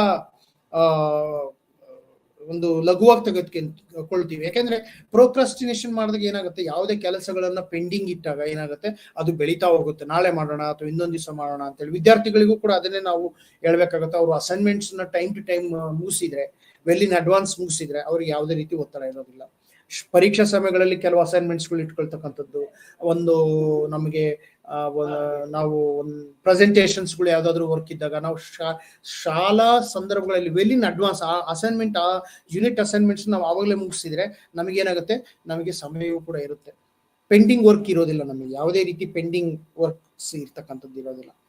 ಸೊ ಸಮಯ ನಮಗೆ ಕಡಿಮೆ ಇದ್ದಾಗ, ಪೆಂಡಿಂಗ್ ವರ್ಕ್ಸ್ ಜಾಸ್ತಿ ಇದ್ದಾಗ ನಮ್ಗೆ ಆಟೋಮೆಟಿಕಲಿ ಒತ್ತಡ ಬರ್ತದೆ. ಎಷ್ಟೋ ಸಂದರ್ಭಗಳಲ್ಲಿ ನಾವು ಆತ್ಮಹತ್ಯೆ ಅಂತ ಕೆಲಸಗಳನ್ನು ಕೂಡ ಮಾಡಿರ್ತಕ್ಕಂಥದ್ದು ಕಾಣ್ತೇವೆ. ಆತ್ಮಹತ್ಯೆಗೆ ಕಾರಣ ಏನಪ್ಪಾ ಅಂತ ಹೇಳಿದ್ರೆ, ಈ ಬಹುತೇಕ ಸಂದರ್ಭಗಳಲ್ಲಿ ನಮಗೆ ಈ ರೀತಿಯ ಆತ್ಮಹತ್ಯೆಗಳು ಯಾಕೆ ನಡೀತವೆ ಅಂತಂದ್ರೆ, ನಮಗೆ ಯಾವುದೇ ರೀತಿಯ ಒಂದು ಪ್ರೀ ಪ್ಲಾನ್ ಇಲ್ಲದೆ ಇರ್ತಕ್ಕಂಥ ಸಂದರ್ಭದಲ್ಲಿ, ಅದಕ್ಕೆ ಸಾಕಷ್ಟು ಪ್ರೀ ಪ್ಲಾನ್ ಇಲ್ಲದೆ ಇರ್ತಕ್ಕಂಥ ಸಂದರ್ಭದಲ್ಲಿ ಒತ್ತಡವನ್ನು ನಾವು ಎದುರಿಸಬೇಕಾಗತ್ತೆ. ಸೊ ಹಾಗಾಗಿ ಆ ರೀತಿಯ ಒಂದು ಅಸೆಸ್ಮೆಂಟ್ ಅನ್ನು ಮಾಡುವಾಗ ಸೈಕಾಲಜಿಕಲ್ ಅಸೆಸ್ಮೆಂಟ್ ನಮಗೆ ಯಾಕೆ ಮುಖ್ಯ ಆಗುತ್ತೆ, ಒಂದು ಸ್ವರೂಪವನ್ನು ತಿಳ್ಕೊಳ್ಳೋಕೆ, ಒಂದು ಒತ್ತಡದ ಸ್ವರೂಪವನ್ನ ತಿಳ್ಕೊಳ್ಳೋಕೆ ನಮಗೆ ಬಹಳ ಮುಖ್ಯ. ಆಗ ಮಾತ್ರ ನಾವು ಅದನ್ನು ಮೆಜರ್ಮೆಂಟ್ ಮಾಡ್ಲಿಕ್ಕೆ ಸಾಧ್ಯ. ಇಲ್ಲಿವರೆಗೂ ನಾವು ಸ್ವರೂಪವನ್ನ ತಿಳ್ಕೊಂಡಿಲ್ಲ ಅಂದ್ರೆ ಅದನ್ನ ಮೆಜರ್ಮೆಂಟ್ ಮಾಡ್ಲಿಕ್ಕೆ ಸಾಧ್ಯ ಆಗೋದಿಲ್ಲ. ಸೊ ಹಾಗಾಗಿ ಆ ರೀತಿ ನೋಡಿದಾಗ ನಾವು ಬಹಳ ಎಚ್ಚರಿಕೆಯಿಂದ ಈ ಒಂದು ವಿಷಯವನ್ನು ನಾವು ತಿಳ್ಕೊಳ್ಬೇಕಾಗತ್ತೆ. ಸೊ ಹಾಗಾಗಿ ನಾವು ಒತ್ತಡವನ್ನ ಎರಡು ರೀತಿಯಲ್ಲಿ ಎಳಿತೀವಿ. ಈಗ ನಾವು ವಿಷಯಕ್ಕೆ ಬರೋಣ. ಇಲ್ಲಿವರೆಗೂ ನಾವು ಏನು ಯಾವ ಸ್ವರೂಪ ಅಂತ ಹೇಳಿದೆ ನಿಮ್ಗೆ ಸ್ವಲ್ಪ ಇದಾಗಿರ್ಬೇಕು. ಏನು ಇದು ನಾವು ಇವತ್ತು ಮೆಜರ್ಮೆಂಟ್ ಬಗ್ಗೆ ಮಾತಾಡ್ತಿದೀವಿ, ಆದ್ರೆ ಇದ್ರ ಸ್ವರೂಪದ ಬಗ್ಗೆ ಯಾಕೆ ನಾವು ಇವತ್ತು ಮಾತಾಡ್ತಿದೀವಿ ಅಂತ. ಯಾಕೆ ನಾವು ಸ್ವರೂಪದ ಬಗ್ಗೆ ಮಾತಾಡ್ಬೇಕು ಅಂದ್ರೆ, ನಮಗೆ ಸ್ಟ್ರೆಸ್ ಎಷ್ಟರ ಮಟ್ಟಿಗಿದೆ, ಯಾವ ಸಂಸ್ಥೆಯಲ್ಲಿ ಯಾವ ರೀತಿ ಸ್ಟ್ರೆಸ್ ಇರುತ್ತೆ, ವಿದ್ಯಾರ್ಥಿಗಳಿಗೆ ಸ್ಟ್ರೆಸ್ ಹೇಗಿರುತ್ತೆ, ಅದರ ಒಂದು ಸ್ವರೂಪನ ನಾವು ತಿಳ್ಕೊಂಡು ಮಾತಾಡಿದಾಗ ನಮಗೆ ಒಂದು ಐಡಿಯಾ ಬರುತ್ತೆ, ಅಥವಾ ಒಂದು ನಮ್ಗೆ ಇದು ಬರುತ್ತೆ. ಸೊ ಹಾಗಾಗಿ ಬೇರೆ ಬೇರೆ ರೀತಿಯ ಕ್ಷೇತ್ರಗಳಲ್ಲಿ ಬೇರೆ ಬೇರೆ ರೀತಿಯ ಅಳತೆಗೋಲನ್ನು ನಾವು ನೋಡ್ಬೇಕಾಗ್ತದೆ. ಈಗ ಆರ್ಮಿ ಅಂತ ಫೀಲ್ಡ್ ಅಂತ ಬಂದಾಗ, ಆರ್ಮಿ ಕ್ಷೇತ್ರದಲ್ಲಿ, ಸೇನೆಯ ಕ್ಷೇತ್ರದಲ್ಲಿ ಬೇರೆ ಬೇರೆ ರೀತಿಯ ಚಾಲೆಂಜಸ್ ಅನ್ನು ಎದುರಿಸಬೇಕಾಗುತ್ತೆ. ನಾನು ಓದೋ ತರಗತಿಯಲ್ಲಿ ಕೂಡ ಹೇಳಿದ್ದೆ, ಅಲ್ಲಿ ಯಾವ ರೀತಿ ನಾವು ಮೆಜರ್ಮೆಂಟ್ ಆಫ್ ಸ್ಟ್ರೆಸ್ ನಾವು ತೆಗೆದುಕೊಳ್ಬೇಕಾಗತ್ತೆ. ಆಮೇಲೆ ನಮಗೆ ಈಗ ಶಾಲೆಗಳಲ್ಲಿ ಅಕಾಡೆಮಿಕ್ ಸ್ಟ್ರೆಸ್ ಅಂತ, ಅಲ್ಲಿ ಯಾವ ರೀತಿ ಸ್ಟ್ರೆಸ್ ಸ್ಕೇಲ್ ಬೇಕಾಗುತ್ತೆ, ನಾವು ಒಂದು ಸ್ಕೇಲ್ಸ್ ಅನ್ನ ಪ್ರಿಪೇರ್ ಮಾಡಿರ್ತೇವೆ. ಸೊ ಆ ರೀತಿ ಸ್ಕೇಲ್ಸ್ ಅನ್ನು ನಾವು ಅರ್ಥ ಮಾಡ್ಕೊಂಡು ಆ ರೀತಿ ಅದನ್ನ ನಮ್ಮ ಪಾಪ್ಯುಲೇಷನ್ಗೆ ಅನುಗುಣವಾಗಿ ಆ ಸ್ಕೇಲ್ ನ ಒಂದು ಮೆಜರ್ಮೆಂಟ್ ಮಾಡುತ್ತಾ ಅಂತಕ್ಕಂಥ ವಿಚಾರಗಳನ್ನು ಕೂಡ ನಾವು ತಿಳ್ಕೊಂಡು ಹೋಗ್ಬೇಕಾಗತ್ತೆ. ಸೊ ಹಾಗಾಗಿ ಇದು ಒಂದು ನಾವು ವಿಚಾರವನ್ನ ನಮ್ಮ ಒಂದು ವಿಚಾರದಲ್ಲಿ ನಾವು ಇದ್ರ ಬಗ್ಗೆ ಚರ್ಚೆ ಮಾಡಿದ್ವಿ. ಸೊ ಹಾಗಾಗಿ ಮೆಜರ್ಮೆಂಟ್ ಆಫ್ ಸ್ಟ್ರೆಸ್ ನಾವು ಇವಾಗ ನೇರವಾಗಿ ನಾವು ಹೋಗೋದಾದ್ರೆ, ಮನೋವಿಜ್ಞಾನದಲ್ಲಿ ನಾವು ಒತ್ತಡವನ್ನ ಎರಡು ರೀತಿಯಲ್ಲಿ ಅಳಿತೀವಿ. ಸಾಮಾನ್ಯವಾಗಿ ನಾವು ವರ್ಗೀಕರಣ ಮಾಡ್ಬೇಕಪ್ಪ ಅಂತ ಹೇಳಿದ್ರೆ ಎರಡು ರೀತಿಯ ಒಂದು ವರ್ಗೀಕರಣವನ್ನ ನಾವು ಮಾಡ್ತೇವೆ. ನಾವು ಮನೋವೈಜ್ಞಾನಿಕ ಅಳತೆ ಮತ್ತು ದೈಹಿಕ ಅಳತೆ. ಸೊ ಮನೋವೈಜ್ಞಾನಿಕ ನೋಡಿ, ಎರಡು ರೀತಿ. ನಾನು ಮೊದಲೇ ನಮ್ಮ ಇಂದಿನ ತರಗತಿಗಳಲ್ಲಿ ನಾನು ಒತ್ತಡವನ್ನ ಎರಡು ಭಾಗವಾಗಿ ಹೇಳಿದ್ದೀನಿ, ಒಂದು ಮನೋವೈಜ್ಞಾನಿಕವಾಗಿ ಮತ್ತು ದೈಹಿಕವಾಗಿ. ಮನೋವೈಜ್ಞಾನಿಕ ಒಂದು ಅಳತೆಗೋಲು ಏನಪ್ಪಾ ಅಂತ ಅನ್ನೋದನ್ನು ಕೂಡ ನಾವು ಚರ್ಚೆ ಮಾಡೋಣ. ದೈಹಿಕ ಅಳತೆ ಅಂತಂದ್ರೆ ಏನು ಅಂತ ನಾವು ಚರ್ಚೆ ಮಾಡೋಣ. ಒಂದು ಫಿಸಿಯಾಲಜಿಕಲ್ ಸ್ಟ್ರೆಸ್ ಅಂತ ಏನ್ ಕರಿತೀವಿ, ಒಬ್ಬ ವ್ಯಕ್ತಿ ಸ್ಟ್ರೆಸ್ಗೆ ಒಳಗಾದಾಗ, stress can be done in the mentally ಮತ್ತು ಫಿಸಿಕಲಿ. ಮೆಂಟಲಿ ಫಿಸಿಕಲಿ ಎರಡು ಸೇರಿ ನಮಗೆ ಒತ್ತಡ ಆಗ್ತಕ್ಕಂಥದ್ದು ಬಹಳ ಡೇಂಜರ್. ಯಾಕಪ್ಪ ಸ್ಟ್ರೆಸ್ ಅಂತ ಹೇಳಿದ್ರೆ, it also influence our mind and it also influence our body. ಎರಡೂ ರೀತಿಯ ಶರೀರ ಮತ್ತು ಇದಕ್ಕೆ ಒಂದು ಇನ್ಫ್ಲೂಯೆನ್ಸ್ ಆಗ್ತಕ್ಕಂಥದ್ದು ಅಂತ ಹೇಳಿ. ಸೊ ಹಾಗಾಗಿ ಅದರ ಒಂದು ವಿಚಾರವನ್ನ ನಾವು ಒಂದೊಂದಾಗಿ ನಾವು ತೆಗೆದುಕೊಳ್ಳೋಣ. ಈಗ ಫಿಸಿಯಾಲಜಿಕಲ್ ಚೇಂಜಸ್ ಅಂತಕ್ಕಂಥದ್ದು ಯಾಕೆ, ಫಿಸಿಯಾಲಜಿಕಲ್ ಚೇಂಜಸ್ ನ ಏನೆಲ್ಲ ಸಾಧ್ಯತೆಗಳು ಬಾಧ್ಯತೆಗಳು ಇದೆ ಅಂತಕ್ಕಂಥ ವಿಷಯಗಳನ್ನು ಕೂಡ ನಾವು ಅರ್ಥ ಮಾಡೋಣ. ಓಕೆ, ಈಗ ನೋಡಿ, ನಮಗೆ ದೈಹಿಕ ಅಳತೆ ಅಂತ ನಾವು ತೆಗೆದುಕೊಂಡಾಗ ಫಿಸಿಯಾಲಜಿಕಲ್ ಚೇಂಜಸ್ ಏನೆಲ್ಲ ನಮಗೆ ಆಗುತ್ತೆ. ಈಗ ಒಬ್ಬ ವ್ಯಕ್ತಿಯ, ಈಗ ನಾವು ಎ ಕ್ಯಾಟಗರಿ ಪರ್ಸನಾಲಿಟಿ ಅಂತ ಡಿಸ್ಕಸ್ ಮಾಡ್ತೀವಿ ಸೈಕಾಲಜಿಲಿ. ಕೆಲವು ವ್ಯಕ್ತಿಗಳು ತುಂಬಾ ತಕ್ಷಣ ಒಂದು ಗಾಬರಿ ಆಗ್ತಕ್ಕಂಥದ್ದು, ನರ್ವಸ್ ಆಗ್ತಕ್ಕಂಥದ್ದು, ಕೆಲವು ವಿಷಯಗಳಿಗೆ ಹೆಚ್ಚು ಓವರ್ ಥಿಂಕಿಂಗ್ ಮಾಡ್ತಕ್ಕಂಥದ್ದು, ಮತ್ತೆ ಸಡನ್ ಆಗಿ ಯಾವುದೇ ಒಂದು ವಿಚಾರವನ್ನ ಓವರ್ ಥಿಂಕಿಂಗ್ ಮಾಡಿದಾಗ ಅವರಿಗೆ ಒಂದು ಸ್ವಲ್ಪ ಡಿಪ್ರೆಷನ್ ಆಗೋ ಸಾಧ್ಯತೆಗಳು ಬರುತ್ತೆ, ಅಥವಾ ಒಂದು ಲೋನ್ಲಿನೆಸ್ ಕಾಡ್ತಕ್ಕಂಥ ಇಂಥ ವ್ಯಕ್ತಿಗಳಿಗೆ ಸಾಮಾನ್ಯವಾಗಿ ದೈಹಿಕ ಏರುಪೇರು ಆಗ್ತಕ್ಕಂಥ ಸಾಧ್ಯತೆ ಇದೆ. ಈಗ ರಕ್ತದೊತ್ತಡ ಹೆಚ್ಚತಕ್ಕಂಥದ್ದು, ನರ್ವಸ್ನೆಸ್ ನಮಗೆ ಬೆಳೀತಕ್ಕಂಥ, ಒಂದು ನಂಬಿಂಗ್ ಆಗ್ತಕ್ಕಂಥದ್ದು, ಒಂದು ರೀತಿ ಮೈಯೆಲ್ಲ ಬೆವರ್ತಕ್ಕಂಥದ್ದು, ಆಮೇಲೆ ಅವರಿಗೆ ಕೆಲವೊಂದು ಸಂದರ್ಭಗಳಲ್ಲಿ ತಲೆ ಸುತ್ತು ಬರ್ತಕ್ಕಂಥ ಸಾಧ್ಯತೆಗಳು ಇರುತ್ತೆ. ಹೆಚ್ಚು ಅವರಿಗೆ ಯಾವುದೇ ಶಾಕಿಂಗ್ ನ್ಯೂಸ್ ಆಗಲಿ ಅಥವಾ ಸಣ್ಣ ಸಣ್ಣ ವಿಷಯಗಳಿಗೆ ಕೂಡ ಶಾಕಿಂಗ್ ಮಾಡ್ತಕ್ಕಂಥದ್ದು ನಾವು ಎ ಟೈಪ್ ಪರ್ಸನಾಲಿಟಿಲಿ ಕಾಣ್ತೇವೆ. ಅವ್ರಿಗೆ ಇನ್ನೊಂದು ಬಹಳವಾದ ಮುಖ್ಯವಾದ ವಿಷಯ ಏನಪ್ಪಾ ಅಂತಂದ್ರೆ CHD ಅಂತ ನಾವು ಕರಿತೀವಿ, ಕೊರೋನರಿ ಹಾರ್ಟ್ ಡಿಸೀಸಸ್ ಆಗ್ತಕ್ಕಂಥ. ಈ ಕೊರೋನರಿ ಹಾರ್ಟ್ ಡಿಸೀಸ್ ಆಗ್ತಕ್ಕಂಥದ್ದು ಬಹಳ ಮುಖ್ಯವಾದಂತ ಒಂದು ವಿಷಯ, ಕೊರೋನರಿ ಹಾರ್ಟ್ ಡಿಸೀಸಸ್ ಸಂಬಂಧಪಟ್ಟ ಹಾಗೆ. ಸೊ ಹಾಗೆ ಮುಖ್ಯವಾಗಿ ನಾವು ಈ ವಿಷಯವನ್ನ ಅರ್ಥ ಮಾಡ್ಕೊಳ್ಬೇಕು. ಕೊರೋನರಿ ಹಾರ್ಟ್ ಡಿಸೀಸಸ್ ನಮ್ಗೆ ಏನೆಲ್ಲ ಸಮಸ್ಯೆಯನ್ನ ತಂದೊಡ್ಡುತ್ತೆ ಅಂತಕ್ಕಂಥದ್ದು. ಯಾಕೆಂದ್ರೆ ಅದರಲ್ಲೂ ಎ ಟೈಪ್ ಆಫ್ ಪರ್ಸನಾಲಿಟಿ ಅವರಿಗೆ ಈ ಲೈಫ್ ಸ್ಟೈಲ್ ಡಿಸಾರ್ಡರ್ಸ್ ಅಲ್ಲಿ ಒಂದು ಮುಖ್ಯವಾಗಿ ಇದನ್ನು ನಾವು ಅರ್ಥ ಮಾಡ್ಕೊಳ್ಬೇಕಾಗತ್ತೆ. ದೈಹಿಕ ಒಂದು ಅಳತೆಗೋಲಲ್ಲಿ ನಾವು ಅಳಿಬೇಕಾಗತ್ತೆ. ಅದಕ್ಕೆ ಸಾಕಷ್ಟು ಮೆಥಡ್ಗಳಿದೆ, ಅದನ್ನ ಒಂದೊಂದಾಗಿ ನಾವು ಚರ್ಚೆ ಮಾಡ್ತಾ ಹೋಗೋಣ. ಹಾಗೆ ದೈಹಿಕ ಅಳತೆಯಲ್ಲಿ ಏನೆಲ್ಲ ಬದಲಾವಣೆಗಳು ನಮಗೆ, ಈಗ ನ್ಯೂರಾನ್ಸ್ ಬಗ್ಗೆ ನಾವು ಮಾತಾಡ್ತೀವಿ. ಡಿಫ್ರೆಂಟ್ ನ್ಯೂರಾನ್ಸ್ ಇದೆ. ಆ ನ್ಯೂರಾನ್ಸ್ ನಮ್ಮ ಶರೀರದಲ್ಲಿ ಒಂದು ಸಮರ್ಪಕ ಪ್ರಮಾಣದಲ್ಲಿ ಪ್ರೊಡ್ಯೂಸ್ ಆಗ್ತಾ ಇರುತ್ತೆ. ನಮಗೆ ಯಾವಾಗ ಸ್ಟ್ರೆಸ್ ಹೆಚ್ಚಾಗುತ್ತೆ ಆವಾಗ ಹೆಚ್ಚು ನ್ಯೂರಾನ್ಸ್ ಪ್ರೊಡ್ಯೂಸ್ ಆಗ್ತಕ್ಕಂಥದ್ದನ್ನು ನಾವು ಕಾಣ್ತೀವಿ. ಎಪಿನೆಫ್ರಿನ್, ನಾರ್ ಎಪಿನೆಫ್ರಿನ್ ಅಂತಕ್ಕಂಥ ಒಂದು ನ್ಯೂರಾನ್ಸ್ ಬಗ್ಗೆನೂ ನಾವು ಹೆಚ್ಚು ಉತ್ಪಾದನೆ ಆಗ್ತಕ್ಕಂಥದ್ದು, ಅದರಿಂದ ಏನೆಲ್ಲ ಪ್ರಾಬ್ಲಮ್ ಆಗುತ್ತೆ. ಮತ್ತೆ ಇನ್ನೊಂದು ಬಹಳ ಮುಖ್ಯವಾದಂಥ ವಿಷಯ ಏನಪ್ಪಾ ಅಂತಂದ್ರೆ, ನಮಗೆ ಹೆಚ್ಚು ಒತ್ತಡ ಒಳಗಾದಾಗ ನಮ್ಮ ಇಮ್ಯೂನ್ ಸಿಸ್ಟಮ್ ಇದೆ, ಸೈಕೋ ನ್ಯೂರೋ ಇಮ್ಯೂನ್ ಸಿಸ್ಟಮ್ ಅಂತ ಏನ್ ಕರಿತೀವಿ, ಅದು ಕೂಡ ಹೆಚ್ಚು ನಮಗೆ ಪರಿಣಾಮವನ್ನ ಬೀರ್ತಕ್ಕಂಥದ್ದು. ಆ ವಿಷಯದ ಬಗ್ಗೆನೂ ನಾವು ಸ್ವಲ್ಪ ಒಂದು ಅಳತೆಗೋಲಾಗಿ ನಾವು ತಗೋಬೇಕಾಗುತ್ತೆ. ಆ ಸೈಕೋ ನ್ಯೂರೋ ಇಮ್ಯೂನೋ ಸಿಸ್ಟಮ್ಸ್ ಬಗ್ಗೆನೂ ನಾವು ಸ್ವಲ್ಪ ವಿಚಾರವನ್ನ ಮಾಡೋಣ. ಅದು ಏನು, ಅದರ ವಿಚಾರಗಳು ಯಾವ ರೀತಿ ಇರುತ್ತೆ ಅಂತೇಳಿ. ಸೊ ಮನೋವೈಜ್ಞಾನಿಕ ಅಳತೆ ಅಂತ ಬಂದಾಗ ನಾವು ಸೈಕಾಲಜಿಕಲಿ ಒಂದು ಸ್ಟ್ರೆಸ್ ಅನ್ನ ಅಳತೆ ಮಾಡಬಹುದು. ಸೈಕಾಲಜಿಕಲ್ ಆಸ್ಪೆಕ್ಟ್, ಒಬ್ಬ ವ್ಯಕ್ತಿ ಸೈಕಾಲಜಿಕಲಿ ಯಾವ ರೀತಿ ಪರಿಣಾಮಕ್ಕೊಳಗಾಗಿದ್ದಾನೆ ಅಂತೇಳಿ. ಈಗ ನಾವು ಉದಾಹರಣೆಗೆ ತೆಗೆದುಕೊಳ್ಳೋದಾದ್ರೆ ಡಿಪ್ರೆಷನ್ ಅಂತ ನಾವು ತೆಗೆದುಕೊಳ್ಳೋಣ. ಡಿಪ್ರೆಷನ್ ಆಗಿರ್ತಕ್ಕಂಥ ವ್ಯಕ್ತಿಗೆ ಅವನು ಯಾಕೆ ಡಿಪ್ರೆಷನ್ ಆಗ್ತಾನೆ ಅಂತ ನಮ್ಗೆಲ್ಲ ಗೊತ್ತು. ಏನಾದ್ರೂ ಒಂದು ಘಟನೆ ಆಗಿರ್ಬೋದು, ಲೈಫ್ ಇವೆಂಟ್ಸ್ ಆಗಿರ್ಬೋದು, ಅಥವಾ ಬ್ರೇಕಪ್ ಆಗಿರ್ಬೋದು, ಅಥವಾ ಒಂದು ಡಿವೋರ್ಸ್ ಆಗಿರ್ಬೋದು, ಅಥವಾ ಅವನ ಶಾಲೆಯಲ್ಲಿ ಯಾವುದೋ ಒಂದು, ಅಥವಾ ಒಂದು ಉದ್ಯೋಗದಿಂದ ಅವನು ತೆಗೆದಾಕಿರ್ಬೋದು, ಅನ್ಎಂಪ್ಲಾಯ್ಮೆಂಟ್ ಆಗಿರ್ಬೋದು, ಅಥವಾ ಬೇರೆ ಯಾವುದೇ ಒಂದು ಘಟನೆ ಆದಾಗ ಅದನ್ನ ನಾವು ಆ ವ್ಯಕ್ತಿ ಡಿಪ್ರೆಷನ್ಸ್ಗೆ ಹೋದಾಗ ಏನೆಲ್ಲ ಸಿಂಪ್ಟಮ್ಸ್ ನಮಗೆ ಕಂಡು ಬರುತ್ತೆ. ಅವನು ಸಮಾಜದೊಂದಿಗೆ, ಸೊಸೈಟಿ ಒಂದಿಗೆ ಸರಿಯಾಗಿ ಮೊದಲು ಹೇಗೆ ಬೆರೀತಾ ಇದ್ನೋ ಆ ರೀತಿ ಬೆರೆಯೋದನ್ನು ಕಾಣೋದಿಲ್ಲ. ಅವರ ಒಂದು ವರ್ತನೆಯಲ್ಲಿ ಪ್ರಫುಲ್ಲತೆ ಇರೋದಿಲ್ಲ. ಒಂದು ಪ್ರಫುಲ್ಲತೆ ಅಂತ ಏನ್ ಕರಿತೀವಿ ನಾವು, ಹ್ಯಾಪಿನೆಸ್ ಅಂತ ಏನ್ ಕರಿತೀವಿ, ಆ ಹ್ಯಾಪಿನೆಸ್ ಅನ್ನು ನಾವು ಕಾಣಕ್ ಆಗೋದಿಲ್ಲ. ಅವನು ನಿಯತವಾಗಿ ನಮ್ಗೆ ಯಾವ ರೀತಿ ವರ್ತನೆಯನ್ನ ಮಾಡ್ತಾ ಇದ್ರು ಆ ರೀತಿ ವರ್ತನೆಯನ್ನ ನಾವು ಕಾಣೋಕೆ ಅಲ್ಲಿ ಸಾಧ್ಯ ಇಲ್ಲ. ಅವನು ಈಗ ನಮ್ಮ ಜೊತೆಗೆ ಬೆರಿತಾ ಇರ್ತಾರೆ. ಅವರು ಚೆನ್ನಾಗಿದ್ದಾಗ, ಆರೋಗ್ಯವಾಗಿದ್ದಾಗ, ಮಾನಸಿಕವಾಗಿ ಯಾವುದೇ ಒಂದು ಚಿಂತೆ ಇಲ್ದಾಗ, ಅಂದ್ರೆ ಸಣ್ಣ ಪುಟ್ಟ ಚಿಂತೆಗಳು ಇದ್ದೇ ಇರುತ್ತೆ ಮನುಷ್ಯ ಅಂದ್ಮೇಲೆ. ಆದ್ರೆ ದೊಡ್ಡ ಮಟ್ಟದ ಚಿಂತೆಗಳಿಲ್ಲದೆ ಅಥವಾ ಯಾವುದೇ ಚಿಂತೆಗಳು ಅವ್ರು ಕಾಡದೆ ಇಲ್ದಾಗ ಅವರು ಖುಷಿಯಾಗಿರ್ತಕ್ಕಂಥದ್ದು, ಅದು ಒಂದು ಸಿಂಪ್ಟಮ್ಸ್ ನಮಗೆ ಅರ್ಥವಾಗ್ತಕ್ಕಂಥದ್ದು. ಅದೇ ರೀತಿ ನಮಗೆ ಅವರು ಈ ರೀತಿ ಲೋನ್ಲಿನೆಸ್ ಆದಾಗ ಅಥವಾ ಡಿಪ್ರೆಷನ್ಸ್ ಆದಾಗ ಅವರಿಗೆ ಅವರು ಸ್ನೇಹಿತರ ಜೊತೆ ಬೆರೆಯಕ್ಕೆ ಸಾಧ್ಯವಾಗದೇ ಇರ್ತಕ್ಕಂಥದ್ದು, ಸ್ನೇಹಿತರ ಒಂದು ಒಡನಾಟ, ಸ್ನೇಹಿತರ ಒಂದು ಕಡಿಮೆ ಮಾಡ್ತಕ್ಕಂಥದ್ದು, ಅವರ ಜೊತೆ ಕ್ಲೋಸ್ ಫ್ರೆಂಡ್ಸ್ ಜೊತೆಗೆ ಏನು ಒಡನಾಟ ಇರುತ್ತೆ ಆ ಒಡನಾಟವನ್ನು ಕಡಿಮೆ ಮಾಡ್ತಕ್ಕಂಥ ಒಂದು ಸಾಧ್ಯತೆಗಳು ಹೆಚ್ಚಿರುತ್ತೆ. ಸೊ ಹಾಗಾಗಿ ಸ್ನೇಹಿತರ ಒಡನಾಟವನ್ನ ಅರ್ಥ ಮಾಡಿಕೊಂಡು ಸ್ನೇಹಿತರ ಒಂದು ವೈಚಾರಿಕತೆ ಹೇಗಿದೆ ಒಂದು ನಾವು ತಿಳ್ಕೊಳ್ಬೇಕಾಗತ್ತೆ. ಹಾಗಾಗಿ ಸ್ನೇಹಿತರ ಒಡನಾಟ ನಮಗೆ ಬಹಳ ಮುಖ್ಯ. ನಾವು ಯಾಕೆ ನಾವು ಮೊದಲೇ ಈಗಲೇ ಇದ್ ಮಾಡಿದೀವಿ, ಡಿಸ್ಕಷನ್ ಮಾಡಿದೀವಿ. ಏನಪ್ಪಾ ಅಂತಂದ್ರೆ ನಮ್ಮ ಪಿಯರ್ ಗ್ರೂಪ್ ಅಂತಕ್ಕಂಥದ್ದು ಬಹಳ ಮುಖ್ಯ. ನಮ್ಮ ನೆರೆಹೊರೆಯವರೊಂದಿಗೆ ನಾವು ಚೆನ್ನಾಗಿರ್ಬೇಕು. ಒಂದು ಫ್ರೆಂಡ್ ಸರ್ಕಲ್, ಸೋಷಿಯಲ್ ಸಪೋರ್ಟ್ ಅಂತಾನೂ ಕೂಡ ಕರಿತೀವಿ ನಾವು. ಸೋಷಿಯಲ್ ಸಪೋರ್ಟ್ ಏಕೆ ನಮಗೆ ಮುಖ್ಯ? ಇವತ್ತು ನಾವು ಒಂಟಿಯಾಗಿದ್ರೆ ನಮಗೆ ಸೌಲಭ್ಯಗಳು ಸಿಗ್ತಕ್ಕಂಥ ಒಂದು ಕೆಲವೊಂದು ಅಪರ್ಚುನಿಟೀಸ್ ಮಿಸ್ ಆಗ್ತದೆ. ಅದೇ ನಾವು ಗ್ರೂಪಲ್ಲಿ ಇದ್ದಾಗ ಬೇರೆಯವರು ಬೇರೆ ವಿಷಯಗಳನ್ನ ಹಂಚ್ಕೊಳ್ತಾರ. ಇವತ್ತು ಆಧುನಿಕವಾಗಿ ನಾವು ಸಾಕಷ್ಟು ವಾಟ್ಸಪ್ ಗ್ರೂಪ್ಸ್ಗಳನ್ನು ನೋಡ್ತೀವಿ, ಒಂದು ಟೆಲಿಗ್ರಾಮ್ ಗ್ರೂಪ್ಸ್ಗಳನ್ನು ನೋಡ್ತೀವಿ. ಇವೆಲ್ಲ ಗ್ರೂಪ್ಗಳು ನಮ್ಗೆ ಏನಾಗುತ್ತೆ ಅಂದ್ರೆ ಒಂದು ಸಪೋರ್ಟಿವ್ ಆಗಿರ್ತಕ್ಕಂಥದ್ದು, ಸೋಷಿಯಲ್ ಸಪೋರ್ಟ್ ಅಂತ ಏನ್ ಕರಿತೀವಿ ನಾವು ಎರಡು ರೀತಿ ಸಪೋರ್ಟ್, ಸೋಷಿಯಲ್ ಸಪೋರ್ಟ್ ಬಗ್ಗೆ ಮಾತಾಡ್ಬೋದು. ಒಂದು ಏನಪ್ಪಾ ಅಂದ್ರೆ ನಮಗೆ ಒಂದು ಹಣದ ರೂಪದಲ್ಲಿ ನಮಗೆ ಹೆಲ್ಪ್ ಮಾಡ್ತಕ್ಕಂಥದ್ದು, ಅಥವಾ ಒಂದು ವಿಷಯದ ರೂಪದಲ್ಲಿ ಯಾರಾದ್ರೂ ಕೂಡ ನಮ್ಗೆ ಹೆಲ್ಪ್ ಮಾಡ್ಬೋದು. ನಮ್ಗೆ ಉದಾಹರಣೆಗೆ ಹೇಳೋದಾದ್ರೆ, ಈಗ ನೀವು ವಿದ್ಯಾರ್ಥಿಗಳಾಗಿ ಒಂದು ಹಳ್ಳಿಯಲ್ಲಿ ಒಬ್ಬ ವಿದ್ಯಾರ್ಥಿ ಇರ್ತಾರೆ ಅಂತ ಇಟ್ಕೊಳ್ಳೋಣ.